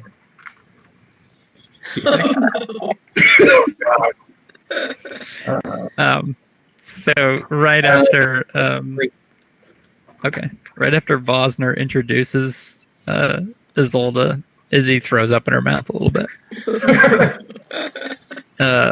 The sea is really churning now, and the ship is just swaying back and forth and going up and down, and you feel your stomach drop every single time, and it just like doesn't feel any better. Sweet. Could I go over to Isolde and cast resistance on her? Gives her a +4 to saving, or gives her a D4 on saving throws, and say, Yeah, "Are you okay?" absolutely. So sweet. Sweet. I don't really like small enclosed spaces, and this is like being in a box that is being thrown downstairs. He goes, Is it- well, you could go up and get some air. Is it safe to be up on the top? No, not really. I still might go. And some like more thunder and lightning. Like I guess you can't see the lightning, but lots of thunder starts booming around you guys, and it feels really like it's on top of you. Might not be the best idea if you don't have footing down here. That's fair. And I just kind of sit on the Marcus, floor. Yeah, DeMarcus looks at Izzy and says, "Remember Ilmater, Izzy. What does he say? Remember your god, Ilmater." I'll just sit on the floor and kind of curl my knees up to my chest and pray to Ilmater. So Aaron bothered to get up after falling down. He's just you're kind just of laying there. Just like, you're just sliding around on the floor as the ship like he moves. grabs onto something, but he hasn't like bothered to like try to stand up again. Says, hey, half dragon, maybe find yourself a hammock. Sway with the ship. Are they safer? Yeah. Okay, then he kind of like slowly like drags himself into a hammock and Make an athletics check or an acrobatics check to get into a hammock in a moving ship. acrobatics. +1, so 4. Yeah, you fall out of the hammock and hit the ground again. Aye, into the hammock. Can I help him? Yeah, you can. So I'm just gonna like hold on to like the hammock to like steady myself, but like just like be content on the floor. Demarcus moves to help and then realizes that Taryn is probably better off where he is. Yeah. Again, as you're sitting there, some of the crates behind you start to like get themselves free from their storage and start flying around the room. Make acrobatics checks for me, or I guess dexterity saving throws. Sorry. Everyone's +3 on those. Nice. Oh. Ooh. 11. Izzy, a crate starts heading for your head and you duck and it just goes flying past you. Bosner, +3, you said? it flies past Izzy and hits you in the back. Sorry. Take one. Let's see, 1d6. One. Roll. Sorry, 1d6. Take 6 damage, Bosner. Oh, come on. Man. So, let me just double check. Evad has, because of danger sense, has advantage on dex saving throws, I think. Yeah, you can do that. And Matt, you said we get Matt and +3. Stan, you each take 6 damage from flying things. Okay. Okay. That's fun. And a big boom of thunder hits again.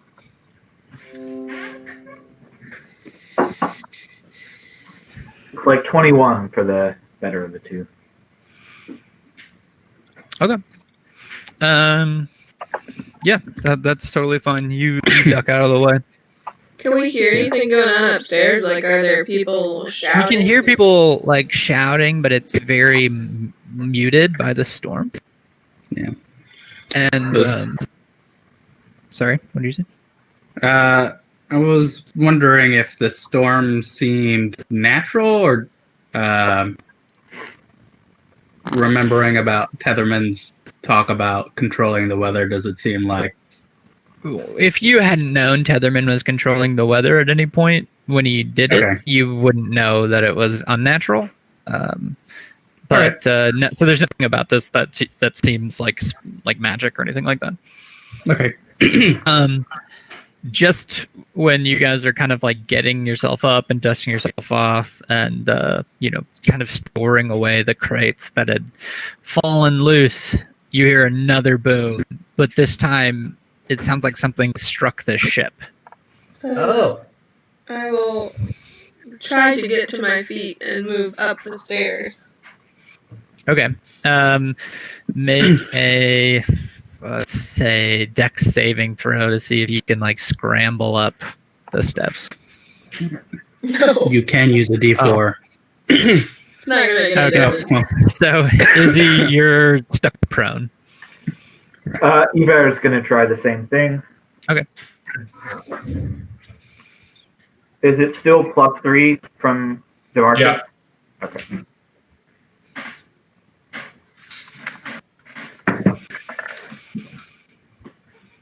Uh, 16 and a 12, so 16. Okay. Yes. So you successfully make it up the stairs. Let me put you up there. Can you see that, Tim? Probably not yet. Hang on.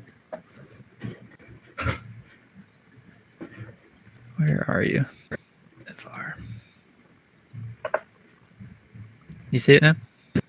Top deck? Yeah. Yeah. Oh, Yep. wait. It should be the next. Yeah, I see it. I see it. Okay. Yeah, it's a little tricky because I guess you have admin, so you can see all of the things. Right, it doesn't switch me automatically in between them. Right. Let me do some stuff real quick. Is anybody else trying to get up top? No, I'm kind of watching Ivar and waiting for him to like report or say something. Taryn has learned his lesson, so he's staying still. Yeah, I'm gonna try and help Izzy into a hammock. Good luck. I am clanky and uncoordinated. Wow, this game is like really laggy all of a sudden. Okay. Come on. Jesus. I don't know what's going on, but it's like super slow to respond.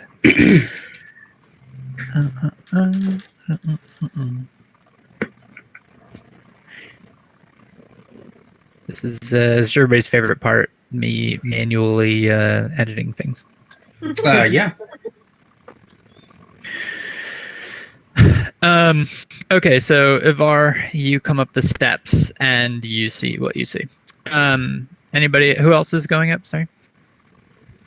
I don't think anyone right now. I mean, if Okay. Ivar is going to be up there for a little bit, I would eventually yell, like, what do you see?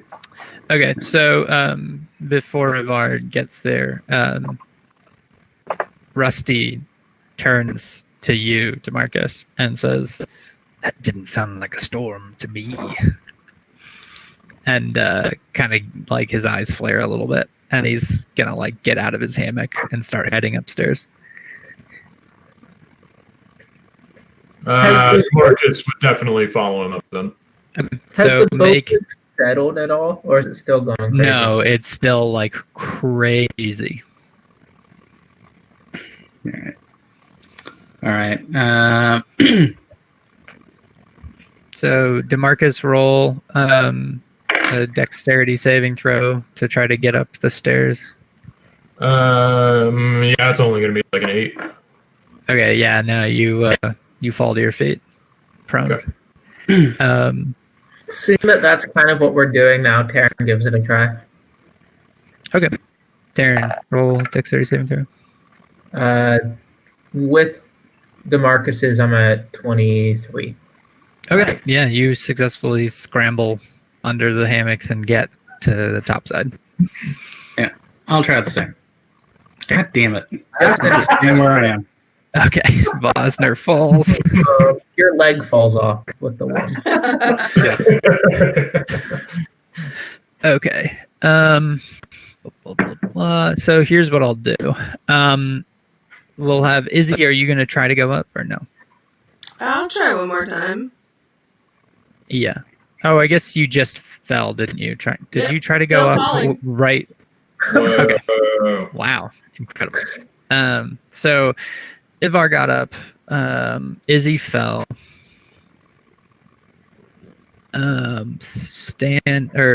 Taryn got up. Vosner fell. I'm saving my next fall for overboard. Yeah, perfect. That's exactly what I wanted. Me too. And who else are we missing from downstairs? Dwarf gets up. Ivar gets up. DeMarcus. Oh, DeMarcus didn't get up. Yeah. Yeah. Okay. Put him back down there. Stay girl. And did Vosner get up? No, I he rolled didn't. a Why do I natural keep- 1. Taryn did get up. Okay. I did go, yeah. It's loading for me. It might take a second. So here we go. I'm just going to move all of you there. The 3 of you who are down below, you're just behind. Okay. Can you guys see? Who can see? Oh, no, it's one of those skiff ships. Izzy's not there. I'm not up. Taryn is. Can you see now, Taryn? I can see, yeah. Solda. Thrilled about this. So, as you make it to the main deck, all right, is that everybody? It's so hard to keep track of how many people. Yeah. Vosner, myself, and DeMarcus are all downstairs. So you're good. So then the other 3 are upstairs. Yep. Yeah. Okay.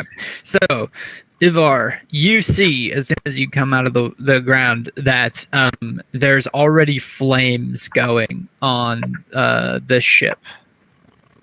Let's see. I'll give it a color. That is On unfortunate. this red portion of the ship.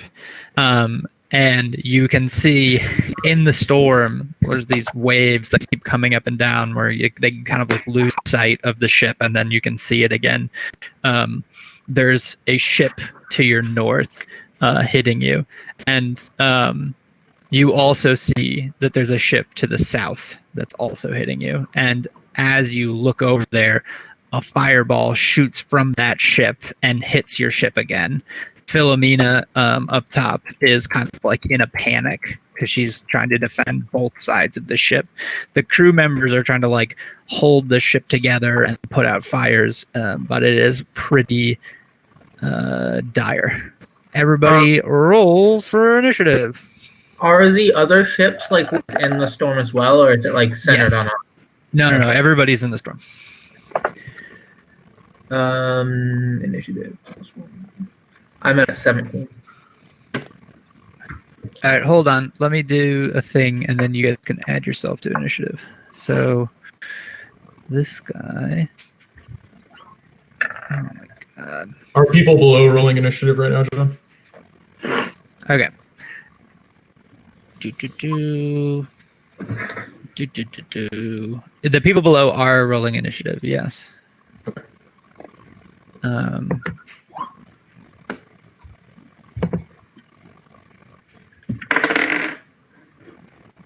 Wonder if that would work. Yeah. All right. Cool.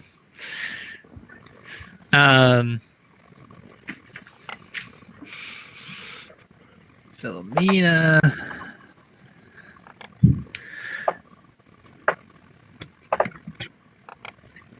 And then the captain's not going to do anything. Okay, so Of course he wouldn't. He's kind of you guys busy thinking. so do I have everybody's initiative? Okay. Not yet. Yeah, we're not on the list yet. Yeah, so you have to click on your character. Oh, so click on your character. I don't know if it works across two tabs. I will bring your character in and I'll just put them across. But you have to select your character's icon and then you guys don't have the push for initiative thing. Okay. Lots of things we can fix for next time to make this a lot easier, so I don't have to like manually put stuff in. But var, let's see, add turn. Okay, and then you can write in your own initiative, I think. Yeah. Okay. Yeah. Vosner is not on there yet. Let's see. Okay, so we'll just put Vosner here, and we'll put Zolda here, and DeMarcus here. And I will give you guys each a turn, but you're not going to be there for the first turn. Okay. So make sure you type in your initiative, whatever it was.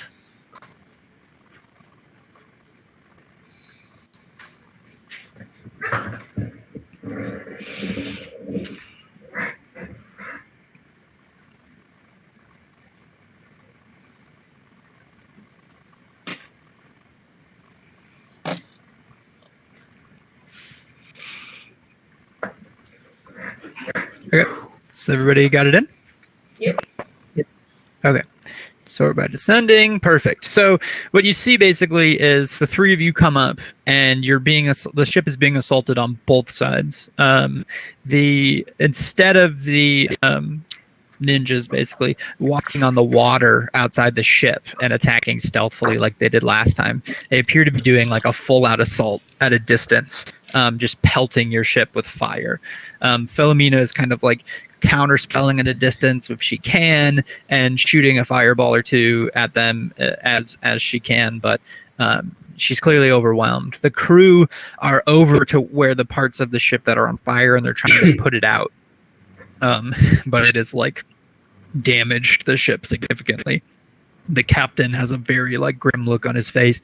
He's trying to like steer in the water to not hit the wave super hard head on, and yet at the same time, not run into those other ships and not crash. So he's very occupied. The ninjas who are aboard the other ships start running across the water and start hurling their attacks at the crewmen. So let's do all their movement first. And let's do their attacks. Oh yeah, it's right here. Each one of them does 3. So one crewman takes a bunch of darts to the face and dies.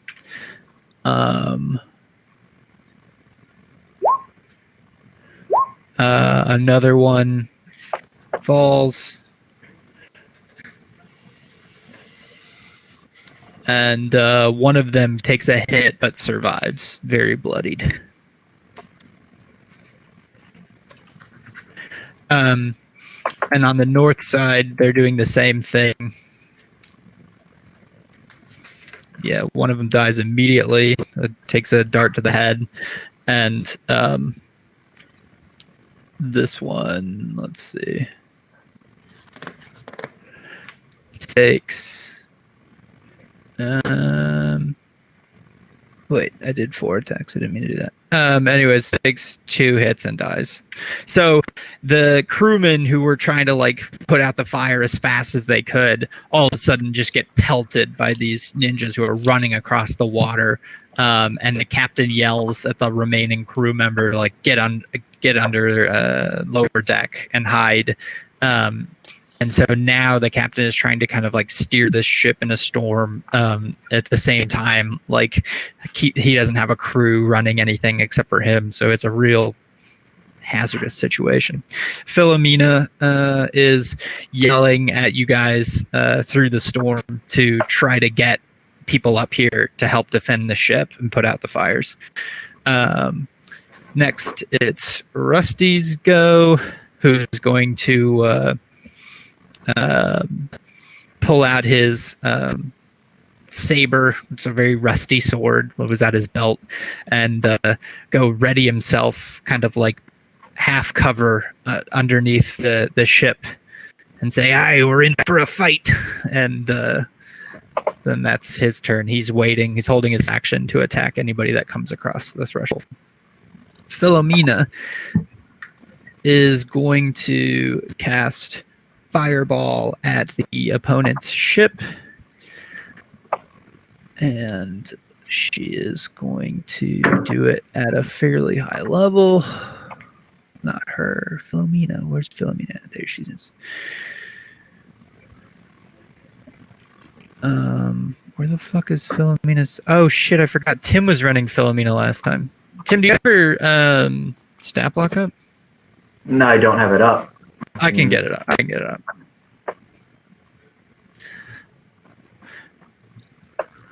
So she is going to cast, and I don't have her in my thing, so that's fine. Let's see, 4th level. Oh, long rest. She's going to cast Fireball at 4th level. And I guess that's what? A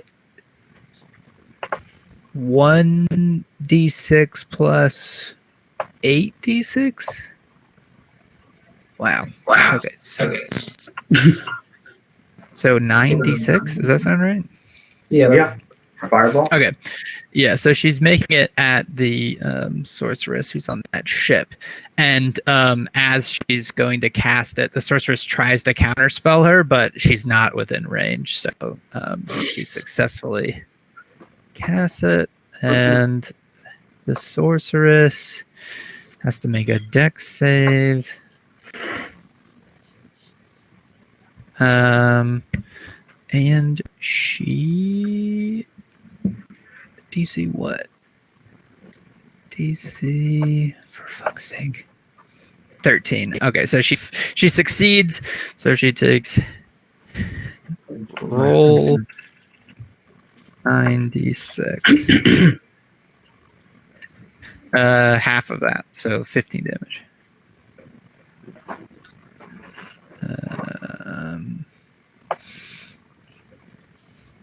Okay. Vosner. Oh, you're downstairs, so make a dexterity saving throw to try to get upstairs. This time you have advantage. And you get +3. Okay. Advantage and +3. Dex is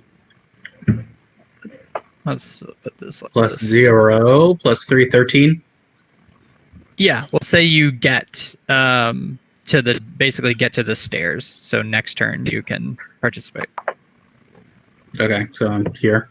If you want to like use your turn to do anything, that I mean, you can't really see them, but you can still do something if you'd like to on your turn.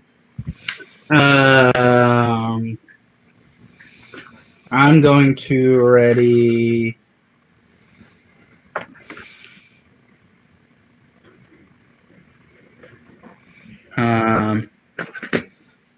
I guess I'll ready call lightning. With the idea that like if they hop over the ship, you'll shoot them with call lightning. Okay. Yeah. Yeah. That sounds fun. Over here, since I see people going this way. Okay. Yeah. Sweet. Then Taryn, you're up. All right.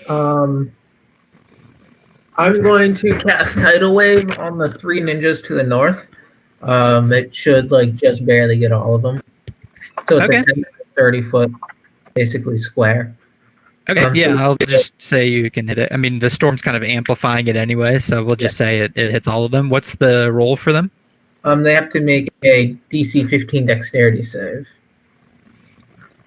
Okay.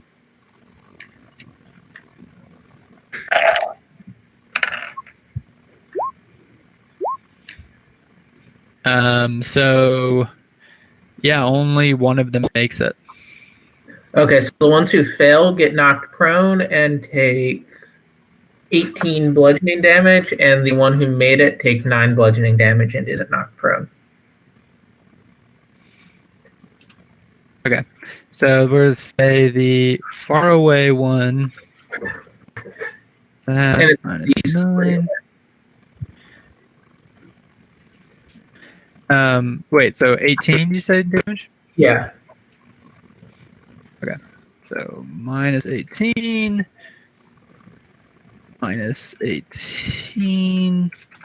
Okay, yeah, so they're knocked prone in the water, which is kind of a strange mechanic. They were water walking, so they kind of like fall into the water like they're swimming now, like they've lost their footing. But yeah. Is that your turn then? And then I kind of hunker down, so I'm like half covered. Like you. Yeah, we'll say you like hide yourself behind the railing, sort of. Yeah. Okay. Isolde. Do I make a dex? You're gonna make a dex saving throw with advantage. Okay. And you have you have an extra D4. Yeah, so you make it to the stairs as well.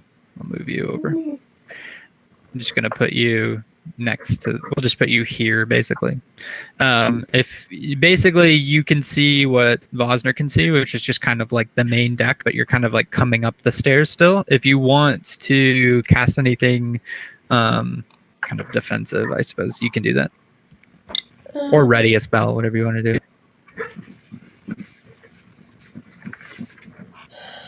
How far away are the people?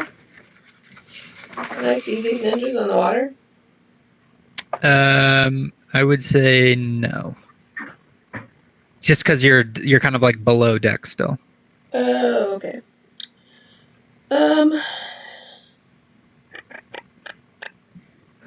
Yeah, I am going to cast Spiritual Weapon. And I'll just put it over here. Let me find your hammer. It's like over here? Yep. Oops. Didn't mean to do that. There we go. Okay. Ivar. So the ones, the ninjas down to the south, you said 2 are prone and... No, the ninjas to the north are prone. So to the north. To the north. Okay, that's good to know. So I'm going to move... Well, actually, I'm just going to stay where I'm at, I think. Because this spell has a 120-foot range, so I should be able to reach this lady here. South. Yeah, Oh yeah. Oh yeah. All right. So I'm going to give it a shot and try to cast Crown of Madness on her. So she's got to make a Wisdom saving throw 14. Yeah. Oh, I don't know why I did that. Okay. Yeah. She fails. Okay. So a twisted corn. Twisted corn. A twisted crown of jagged iron appears on her head, and a madness glows in her eyes. And then every turn for the next minute that I can hold this, concentration-wise, I get to pick a creature other than herself that she needs to attack. Okay. Sweet. So when it's her turn next time, she attacks somebody else, basically? Yes. Okay.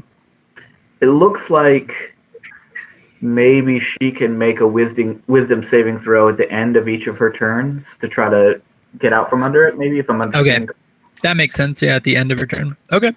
Well, remind me when we get to that. It's in 2 turns, so, or 2 rounds, 2 people, whatever. Is that your turn then? And I'm going to, I've still got my instrument out, but I'm also going to pull my round shield off my back and have it in my left hand. Okay. So what, you have an instrument in one hand and a shield in the other? Yeah, I mean, most of what I'm doing right now is like singing, not actually playing any instrument. It's too stormy for anyone to hear my harp, so I'm mostly just singing. Gotcha. Okay. DeMarcus, it is your turn. You are still down below. Roll a dexterity saving throw with advantage. Okay.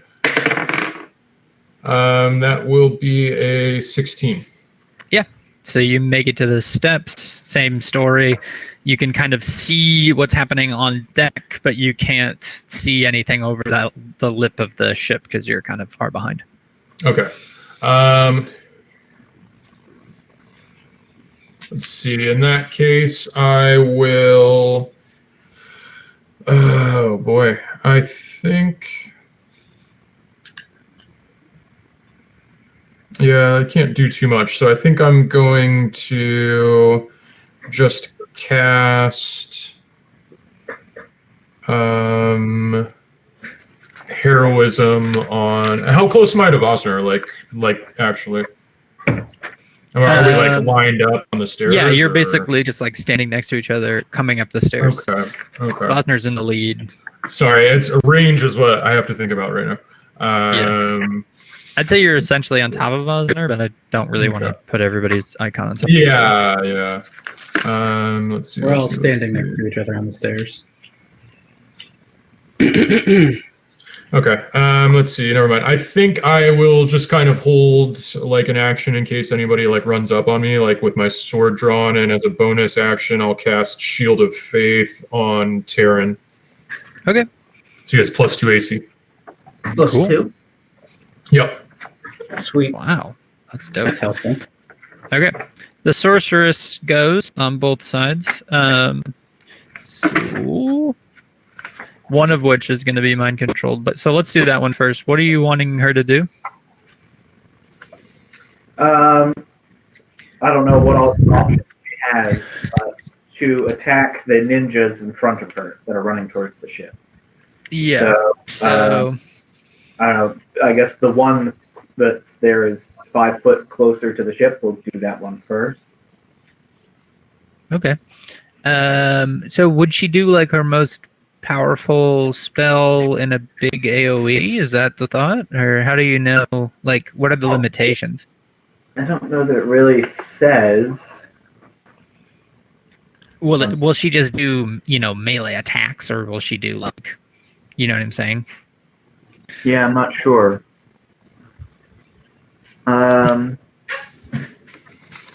What's the spell? Crown of Madness? Yeah, it looks like maybe it's just melee attacks. Oh shoot, I didn't realize that. That's why you always read this stuff more than once before you cast it. Is it just melee attacks? Looks like it. Or does it just say attacks? Because you can have a spell attack. No, it's a Right. melee attack. Yeah. Well, I mean, that's fine. I'm just going to still keep her from basically doing anything during her turn. So she can't cast. She said the target can act normally on its turn if you choose no creature or if none are within its reach.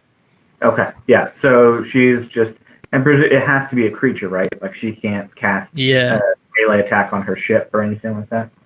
Yeah, but it seems like the language is she can act normally on her turn if there's nothing to attack. So I don't know if that means like she can do whatever the fuck she wants, like she can cast a spell. If you know what I mean, like if what your spell did was give her the inclination to like lash out and smash somebody, and if there's nobody to smash, she went back to normal. You know what I'm saying?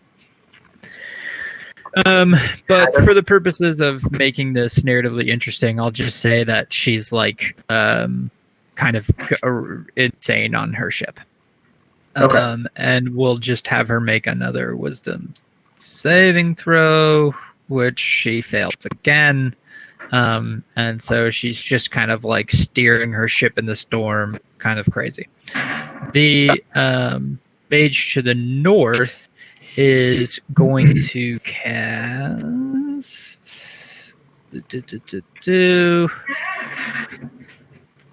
this. Is it not working? Submit. That is cast. Okay. So she's gonna cast Ice Storm, which basically a hail of rock ice pounds the ground in a 20-foot radius, 40-foot high cylinder centered around the point within range.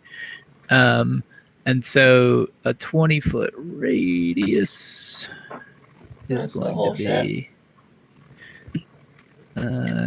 Yeah, I think she's just gonna put it like, wait, 1, 2, 3, 4. Not the whole ship. 1, 2, 3, 4. The radius 1, 2, 3, 4. half, right? Right, so it's a 40-foot diameter. Oh, 20-foot radius. Oh, that's even smaller. Yeah, so that. You guys see that? Yeah. Does that look right to you guys? Mm. Yeah. Okay. So this is the radius, and so she's just gonna like hit this whole side of the ship with ice. So the creature takes 2d8 bludgeoning. Okay, so each creature in the cylinder must make a dexterity saving throw. A creature takes 2d8 bludgeoning damage and 4d6 cold damage on a failed save, half as much damage on a successful one, and then it turns into difficult terrain. So, Stan, you take 18 damage. For Do we have those to of make our us who throw? are kind of on the stairs, do we have advantage on our dexterity save? Oh, yeah. Let's say the three of you on the stairs. It hasn't. Let's say it doesn't even hit you guys. Nice. So, so the dwarf takes a beating.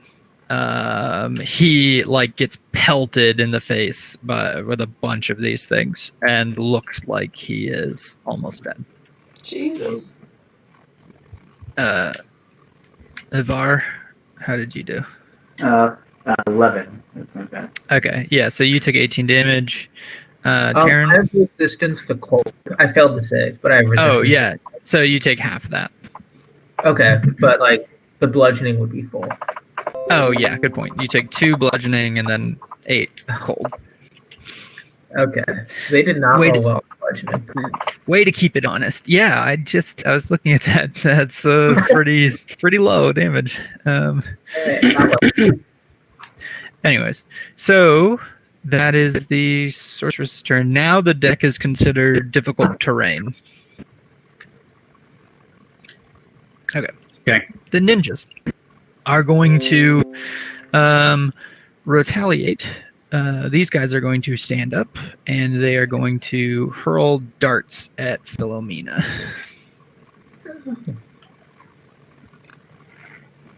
Oh my god.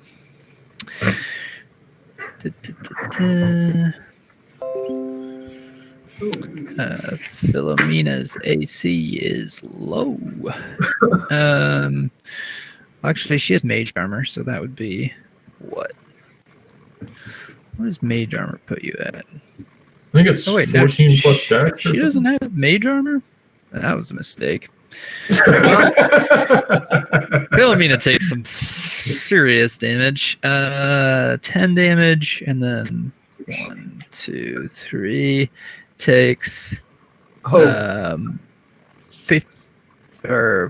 damage, or 24, and then 1, 2, 3 takes. Okay, Philomena's unconscious.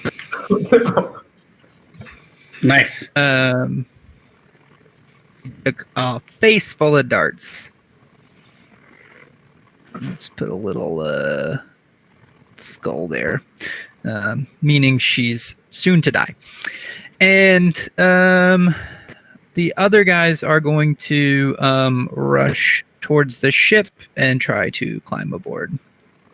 And they're like climbing at the moment. So would I be able to use my spell or no? Oh, were you aiming at the south? Or you're aiming at the north? Yeah, I was aiming down here. Okay, yeah, you can use your spell. They're like coming over the ledge right now. Okay. Storm cloud appears in a cylinder that is 10 feet tall with a 60-foot radius. Whoa. 60-foot radius? That's what it says on the card. Good lord. Yep. When you cast a spell, each creature within a 5-foot point of that spell must make a dex throw. A creature takes 3d10 lightning on a failed save. Each of your turns, on each of your turns, you can use an action to call down more lightning to do the same. Whoa. Oh, okay. So you form a giant circle of lightning. I'm guessing it's around all of these guys. Yeah, like here. Oh, and then it's just like hitting a 5-foot circle within that radius. Yes? Okay. Okay, I'll just circle these guys. Yeah. And which one are you hitting? Or two are you hitting? Is it a creature or is it all creatures? When you cast a spell, It's all it says each creature. radius within the spell. So like you hit one spot inside of your 60-foot storm cloud. Okay. So each creature must make the throw anyway. All right. Well, I'm Okay, what's the name of the spell? It's called lightning. Call lightning. Essentially what he did is he made a cloud appear in the sky above him. And so there's a 60-foot radius circle, and anywhere within that circle he can choose one square to hit. So a lightning bolt comes down and hits it, and anything within 5 feet of where that point is affected. Okay. So I'm gonna target this guy, and then essentially the squares around him would have to make a save. So those other two are not affected by it. If you hit it. it here, then you could hit both of those guys. Oh right. If you just hit him, there's no one 5 feet around him. That's what it does. Yeah. All right. Well, I'll aim there, and they have to make a spell save of. It's a dex save. I have to go. Yeah, but they have to beat my spell's DC, Which is? which is. Where is it on D&D Beyond? Oh, 15. They have to beat 15. Oh, okay. So we're just gonna say two of them are making the save. Yep, two of them are making a save. One of them fails. Okay, so 3d10.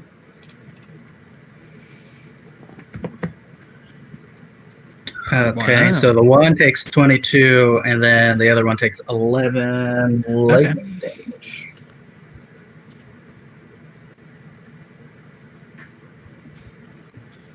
Okay, so they're climbing up, and you basically like channel the storm that's already storming Oh, to hang on. bring down what? It says if you are outdoors in stormy conditions when you cast this spell, the spell gives you control over the existing storm instead of creating a new one. And under such conditions, the spell's damage increases by 1d10. Yeah, I see that Oh, wow. too. So But roll an it extra doesn't say d10. that. Yeah, another one. So, oops, Oh no, just roll another Sorry. d10. just one more D10. Yeah. So 30, and the other one takes 15. Sorry. Okay, very cool. Yeah, so you channel the power of the storm and strike them as they're like coming across the board. They're like extremely hurt by that, and they kind of still stumble onto the ship as they cross the threshold, but very hurt. Pretty dope. Pretty dope. Yeah. Okay. So that is the ninja turn. Rusty is up. Rusty is going to run at this guy and attack him with his super powerful skills. Let's give us some of that. Pow! Oh yeah! Oh yeah! Critical Ooh. fail. He goes to slice at the ninja, and like the ninja just like hops over his sword super deftly. Mostly because Rusty was like trying to walk across the slippery ice on the ground and was kind of like having a hard time of making a go of it. Yeah, that's Rusty's turn. Philomena Good job, Rusty. is unconscious. Roll d20. She succeeds one saving throw. There you go. She's doing great. Okay. Vosner, you are up. Oh, I'm up again. Nice. Yeah. I'm going to call it down over here. Okay. Well, could I call it down here, get these two Yeah. guys, and avoid the Yeah, we'll allow it. crewman? Okay, And- so I'm going to call. Lightning bolt and Oh. Right. Okay. So they have to make dex save throws against? Yeah, dex saves. Dex save 15. Okay, one of them makes it. Okay, so it is 4d10. Is it every turn you can just keep doing it? For one action, up to 10 minutes. As long as I have concentration. That's what it says. Okay, Yep. yeah. It's pretty dope. It's super dope.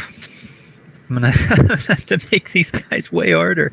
Okay, 16 for that guy, and then The other guy is 8. that's 8. Cool. Which Yeah, guy took it- 16 and which guy took 8? The closest one took 15. The farthest one took 8. So the farthest one is the least harmed. Okay. Okay, Fosner. Is that you're good then? Yeah, I'm just going to hold there and keep my concentration. That makes a lot of sense. Taryn, you are up.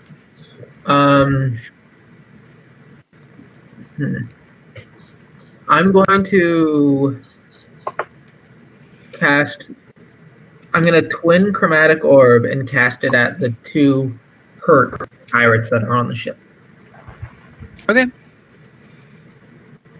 So the first one is like 10. Yeah. And so I'm going to assume that misses. That misses you.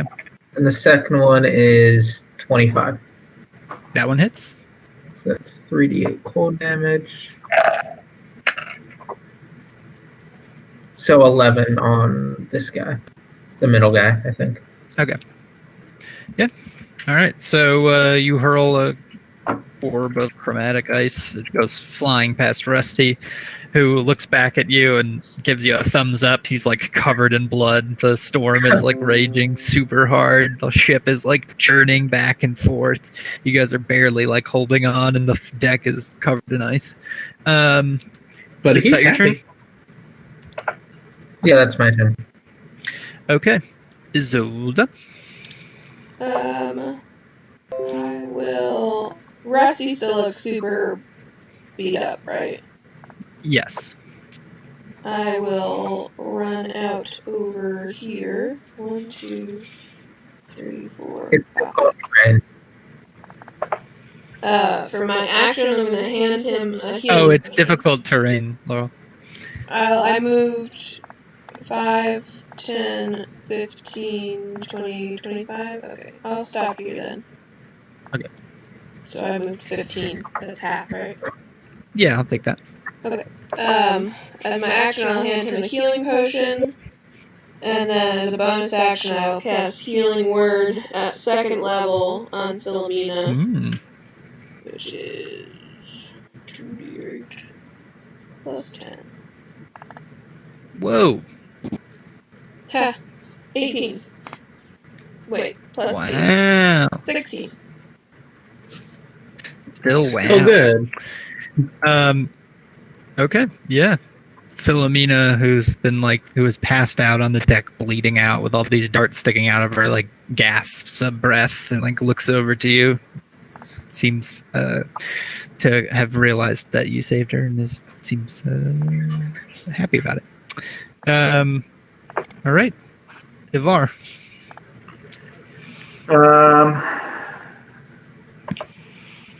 Yeah, I think.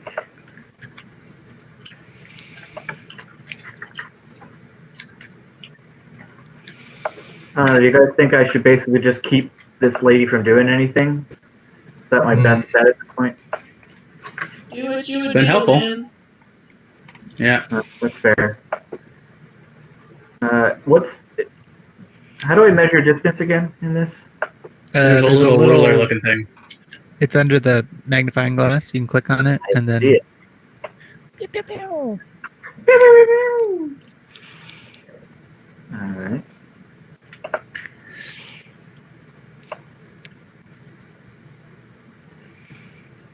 Okay, so right, I'm gonna actually move up to here so that I can then reach her with a dissonant whisper. So she needs to make a Wisdom 14 saving throw once again. Okay. Fails. Oh wait, that was the wrong person, but that's fine. It works either way. The same wisdom. And then that means she takes 4d6 damage. The south one. The south one, yeah. Okay. But she is free of my control. So. Wait, you don't lose concentration if you cast another spell, do you? No, but it does say that if I don't use my action to Continue it. it's lost. So Sure. So how much damage does she take? Hang on for a second.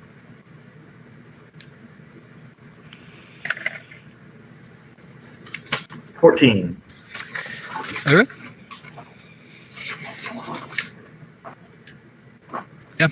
So you whisper through the storm, and somehow over the loud booming, it affects her, and like blood starts to come out of her ears and eyes, and Damn straight.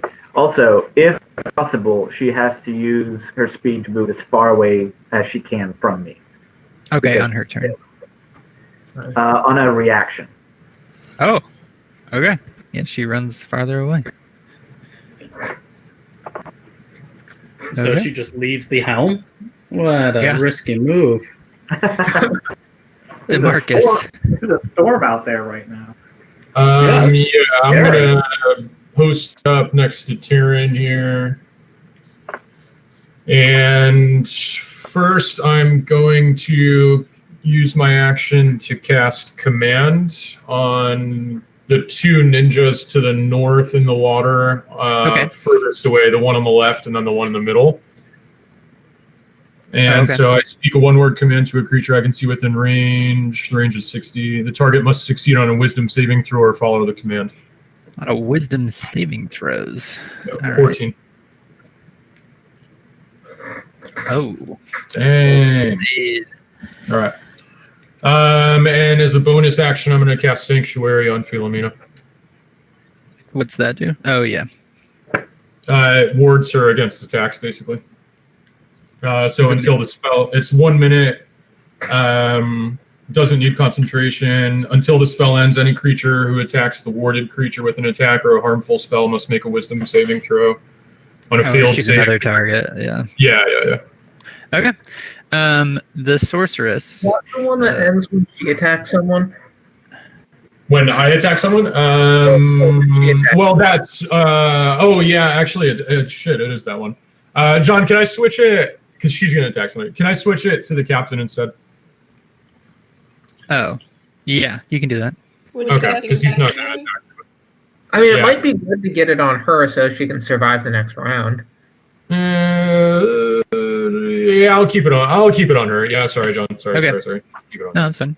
Yeah, so you cast Sanctuary on her. The sorceresses are going to go. So this one is going to move forward again and is going to cast... Blah, blah, blah, blah. Let's see. Where is it? I had it right here.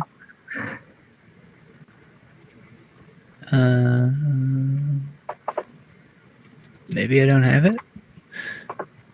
Oh, maybe it was only this character. Okay, so she's going to cast Wall of Fire. Oh shit. But she's going to cast it. Let's see, 20 feet in diameter. 20 feet, sorry, up to 60 feet long. So basically, she's going to cast it she's basically going to cast it all on the back of the ship, like on the rudder and all that shit. And oh no, the ballistas on the captain. Basically, she's just trying to light the ship on fire. And so it does. The wall is opaque. When the wall appears, each creature within its area must make a dexterity saving throw. The captain will roll. Is it? No, it's not an fails. And I wouldn't say so because it's an area of effect. I think Sanctuary doesn't work on. Oh, plus they put it on Philomena anyway. So yeah, I'm sorry if you asked a question. I just went to the bathroom really quick. Oh, okay. No, that's fine. The captain basically like erupts in flames and immediately dies. Just like it goes up. The back of the ship takes 5d8 fire damage. Hi. Oh my god. Cool. Guys, just gonna float that out there. No, I think we're good. Could be worse. Okay, so the ship is officially sinking. So, okay, it is worse. How this works is that basically when a ship starts sinking, based on this system that I've found online, it basically has 10 rounds before it completely goes under. Now, if you guys had shipping experience or spells to repair ships, which I'm pretty sure none of you have based on the research I did, you could try to undo the damage and bring it back up. But I imagine with most of the crew dead and nobody with those abilities, you won't be able to. So just so you know, it's sinking. It has 10 rounds before it goes under, and those rounds can be decreased as the ship takes more damage. So if they do more damage to it or the fire burns harder, the ship can go down even faster. Got it.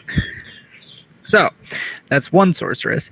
The other sorceress is going to try to shoot a firebolt at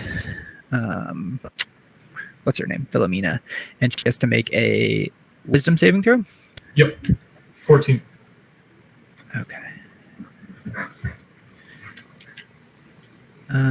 Why did I lose her spell? I keep closing their windows, and what I mean to do is to minimize them.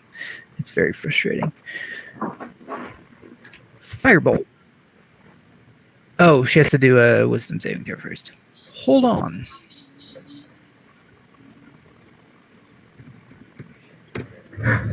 Wisdom saving throw. What does she have to beat? 14. Okay, so she fails. So she has to attack somebody else? Yeah, pick a new one or lose the attack, yeah. Okay, so she's just going to attack DeMarcus. So DeMarcus, that same thing. 25 to hit, 11 fire damage. All right. Then the ninjas. They're going to, seeing the ship going down, they're going to just start moving kind of... Oop, I didn't mean to do that. They're going to start moving around, spreading out, and throwing darts. So one of them is going to try to attack Philomena. Going to make a wisdom saving throw and succeeds. So she's going to hit her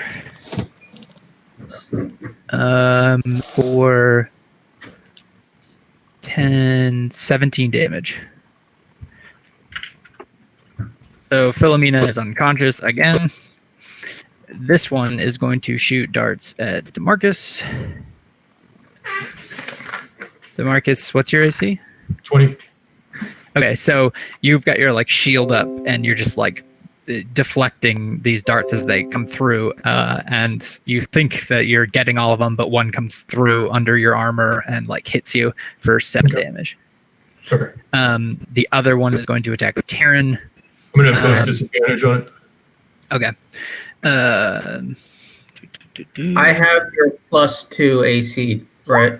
That's right, yep. Yeah. So the first attack misses. I'm at 17. Okay. And I'm also hunkered down. I don't know if that can do anything. Okay. I'm sorry to interrupt, John. The Shield of Faith that I have on Terran right now, that requires Constitution, concentration for me to keep up, so I have to do a Constitution save for him to keep it right now. Is that right? Yeah, for like half the I damage. took a hit on the last one. You have to get above a 3 or something. Yeah, it's not a Constitution save. It's what you have to make 10 or half of the damage that you took by rolling. Yeah, Okay. It's a straight roll. Okay. I got a 19, all right. Yeah, so you keep the concentration. Terran, we'll say that only one of the things hit you for 7 damage. All right. Because it was a 23. I was going to give you a bonus to AC for being partially covered as well. Okay, yeah, it's cool. At 23 is pretty high, so... Yeah. So next I'm going to have this ninja attack this crew member, which is going to be, well, successful. The crew member dies. This guy is going to run across to DeMarcus and start hitting him. I guess it's difficult terrain, but he can run across difficult terrain without impediment. He tries to strike you, misses, tries to strike you and hits, and then is going to make you take a DC 13 Constitution saving throw. Okay. Fail. No. Okay. So you are stunned until the end of your next turn. Okay. And then, let's see. The next one is going to attack Rusty. 1, 2, 3. And he knocks Rusty unconscious. Is there no And joke? he's really hurt. He took a complete beating, near death. On Rusty's turn, he makes a saving throw.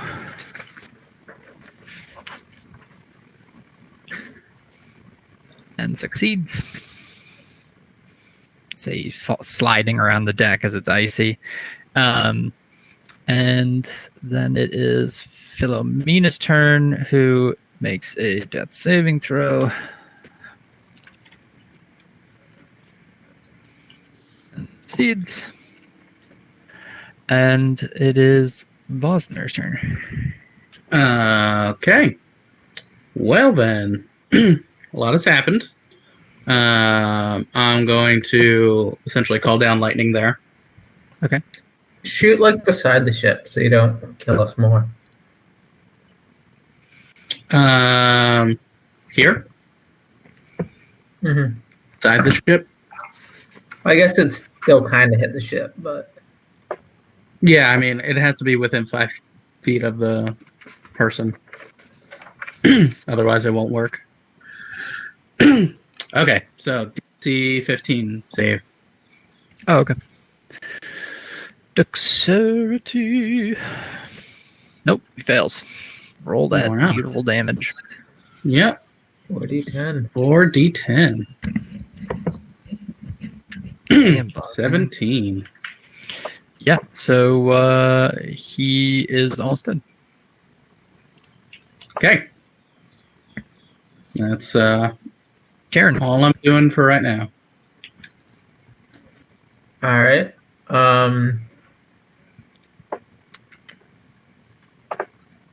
I'm going to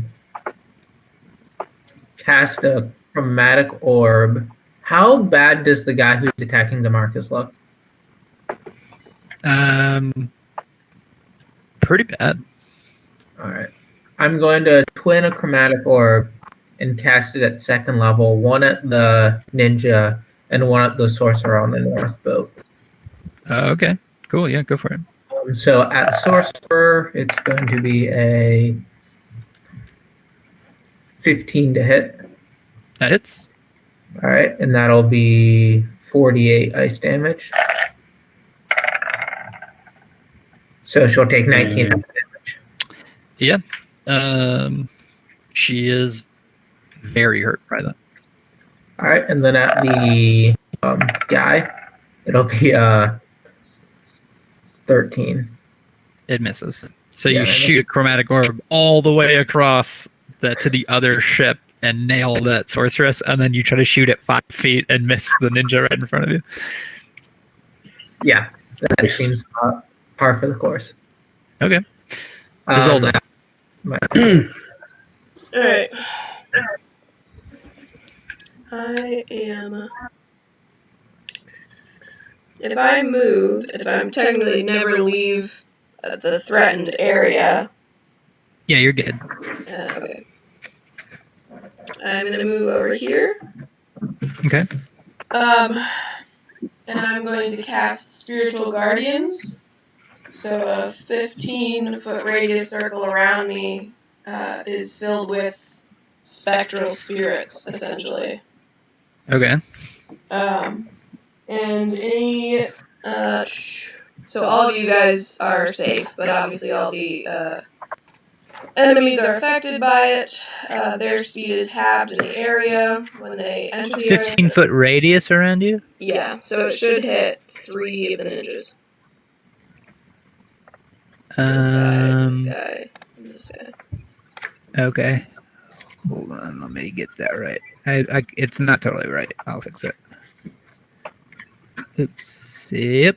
It's kind of like that. It's not a perfect square, but yeah. Okay. So all 3 of them have to do what now? So when their turn starts, or the first time anyone enters that area, they have to make a wisdom saving throw or take 3d8 radiant damage. Woo! Dang. Okay. Yep. Speed. Is that your turn? Well, I forgot that I had my spiritual weapon, so as a bonus action on my turn, I can move it and attack with it, so I'm going to attack this guy. Okay. I imagine is this guy up here.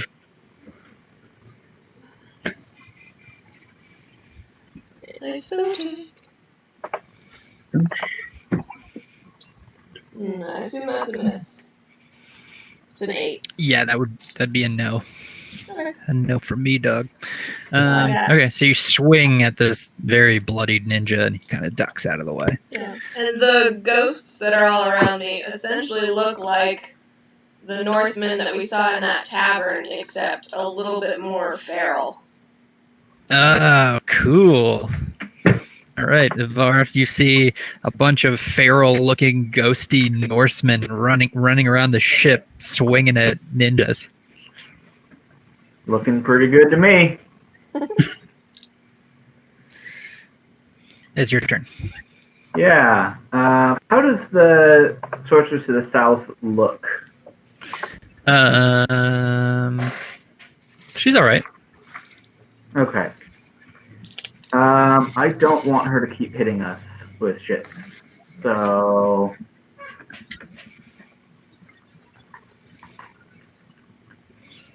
I am going to cast Sleep at 2nd level on her. And Okay. It looks like there's no save for it. It's just a matter of rolling hit points. Okay. And then you basically go up. Yeah. If it reaches her number of hit points. So at 2nd level, it's 5d8, 7d8. All right, roll them. It's gone. There we go.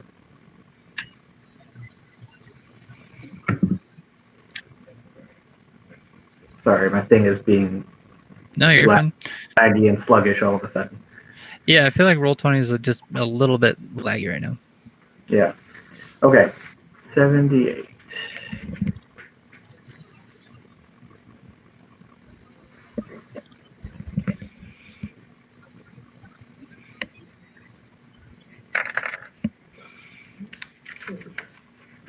$30 hit points. So if that's more what she's got, she goes to sleep. She falls asleep.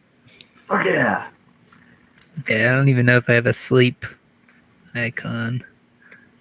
I'm just gonna put a stopwatch, like she's waiting for an alarm clock. Okay, so she falls asleep on her ship and falls into a slumber in the middle of a thunderstorm during an intense battle. If she's asleep, I think that means her wall of fire stops. Bye. The fire stops, but the ship itself is still on fire. Okay. In the back. And so, by the way, the ship is down to like 7 out of the 10 turns for sinking. So in 7 turns, the ship will go down. Yikes. Okay. Is the fire like spreading towards Philomena? Yes, it is. Also, how intact is like the ship's wheel and steering at this point? Very burnt. The rudder, you can't tell from here, but the rudder is like completely burned up, and Okay. like the So back there's of the no ship. steering on the ship. You're right. It's just taking on water in the back. Okay. Are there lifeboats on deck? Yeah, there's like one little dinghy, I guess. All right. to DeMarcus, you're up. I'm stunned. DeMarcus, your turn is over. Sorceress is asleep. Does she have to make like a saving throw, or is she just asleep? She's just asleep for the next minute. That's pretty sweet.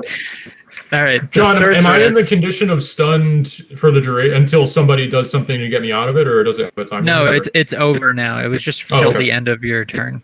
Okay. Still pretty potent.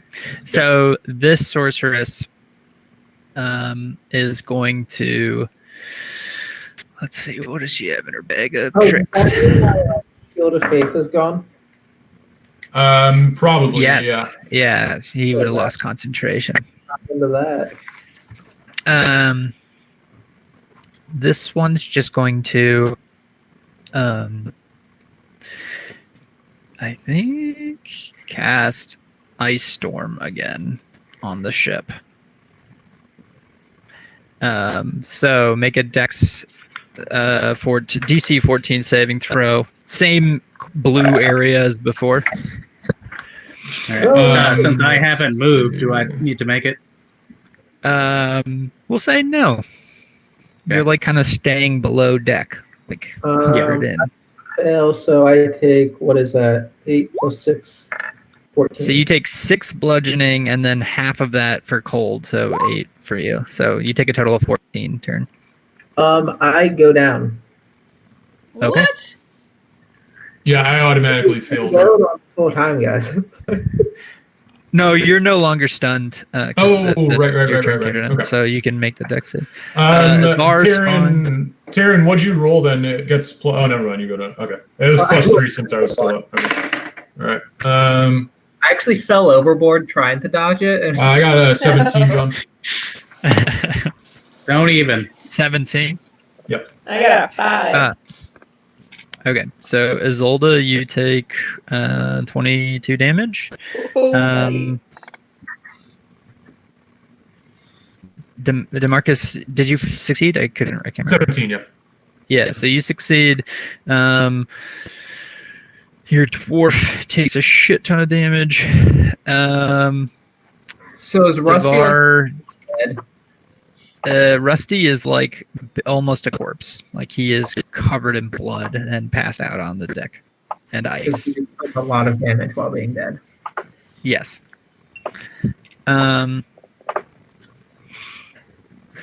So.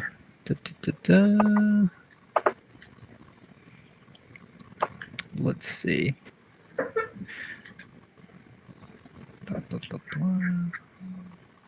Okay, so has everybody received their damage if they took it? Yep. Yeah. So I take. Okay. I still take half damage. Oh yeah, you still take half if you failed. Okay. What So was half of the- 22. Yeah, so 11 damage total. Okay. Okay, so the ninjas are about to go when all of the sudden, out of the darkness of the storm, a very, very large and imposing ship appears, almost out of nowhere. With it, a dark fog kind of emanates from it and kind of like comes over the water, sort of calming it almost. And those of you who are conscious, make a perception check. Who are what? No. 5. 17. Okay. Anybody else? Those are- higher than 16. Those who are what? conscious. Oh, conscious. Arcana check, you said? Perception. Oh, perception. Yeah, that doesn't do very much. Oh, Okay. 9. So, oh, by the way, Philomena has now burned in the fire. She is dead. What? Just wanted you to know this. You didn't heal her. It's been. I did. I healed her for 16. And then she died again. But yes. Oh, fuck. Oh. But just throwing that out there. The ninjas, Oh, man. upon seeing this ship come out of nowhere, immediately jump off the ship and start running to their own ships. The like storm almost comes to a still, and who has the highest perception? Mine Is is it- 17.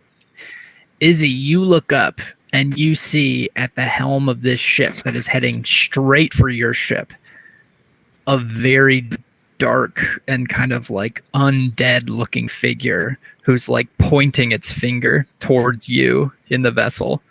And he looks like he's going to say something, and his ship is heading straight towards you, like it's just going to ram into your ship. And before you can say anything, Rusty stands up and moves his hands, and all of you are teleported. What? To...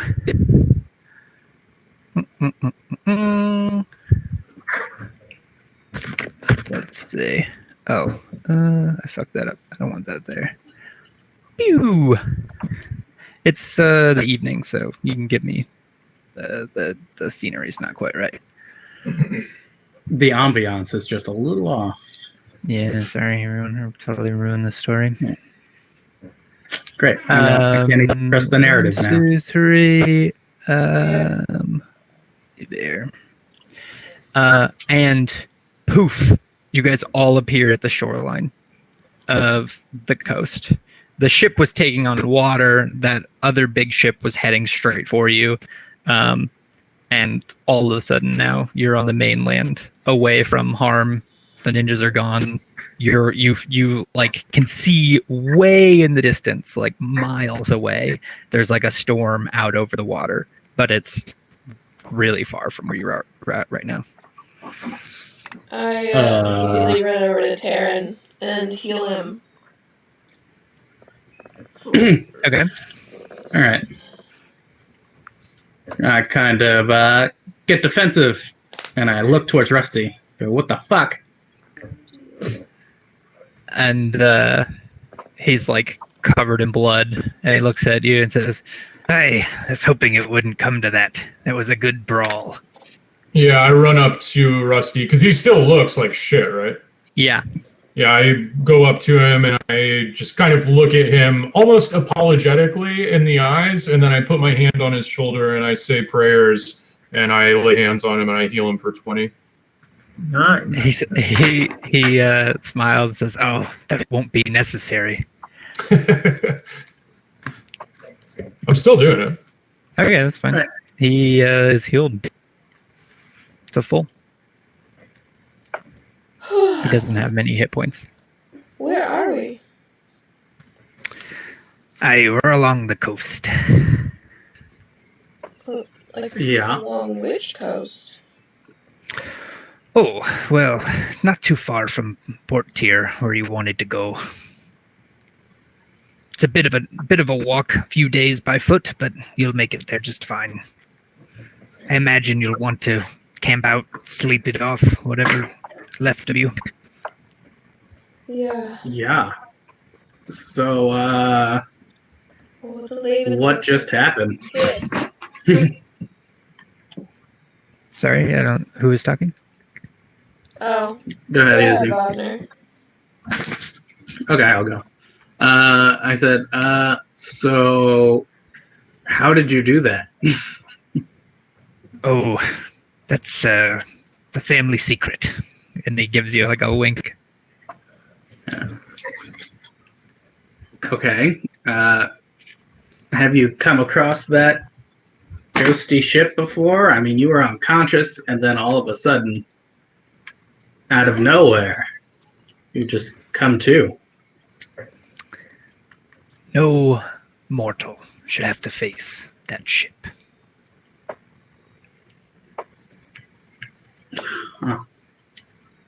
It's an unfair fight.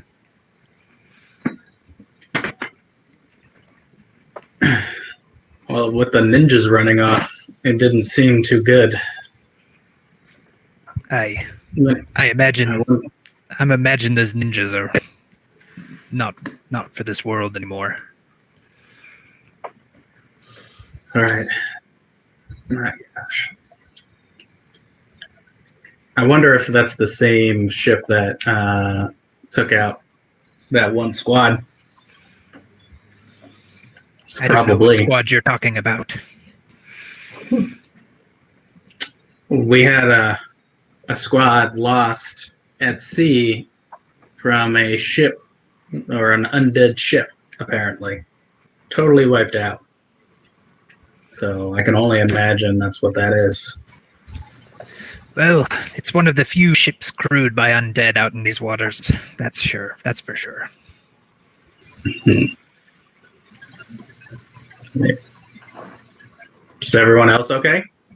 DeMarcus falls down because he's pretty fucked up, and he just kind of says, the ship of the undead has been wreaking havoc on the ocean for some time now. I've heard. And he looks very sad. Are you connected to that ship in any way, or you just experienced it before? No, not connected in any way. Well, I appreciate you getting us out of there. It was the least I could do. You saved me. Seems only fair. Well, I guess we're square then. If you ever want to,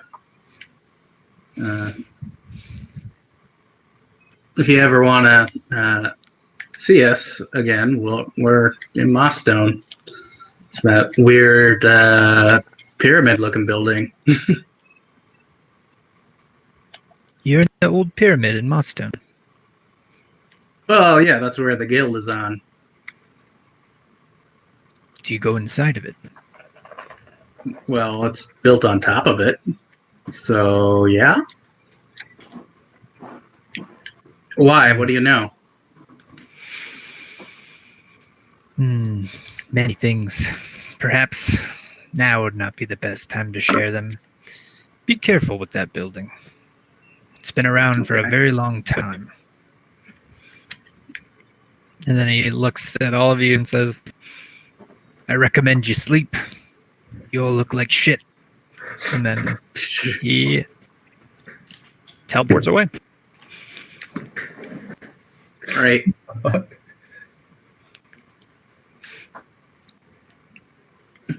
Well, the fuck was that?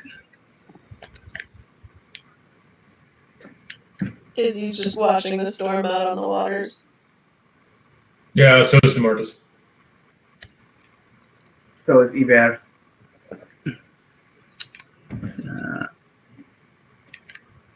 Vosner says under his breath, of all times, the dwarf is not here.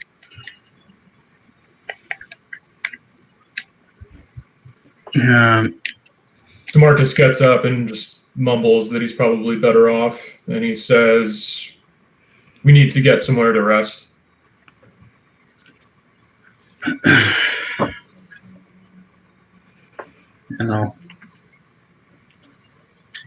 Yeah, that'd probably be the best thing to do right now.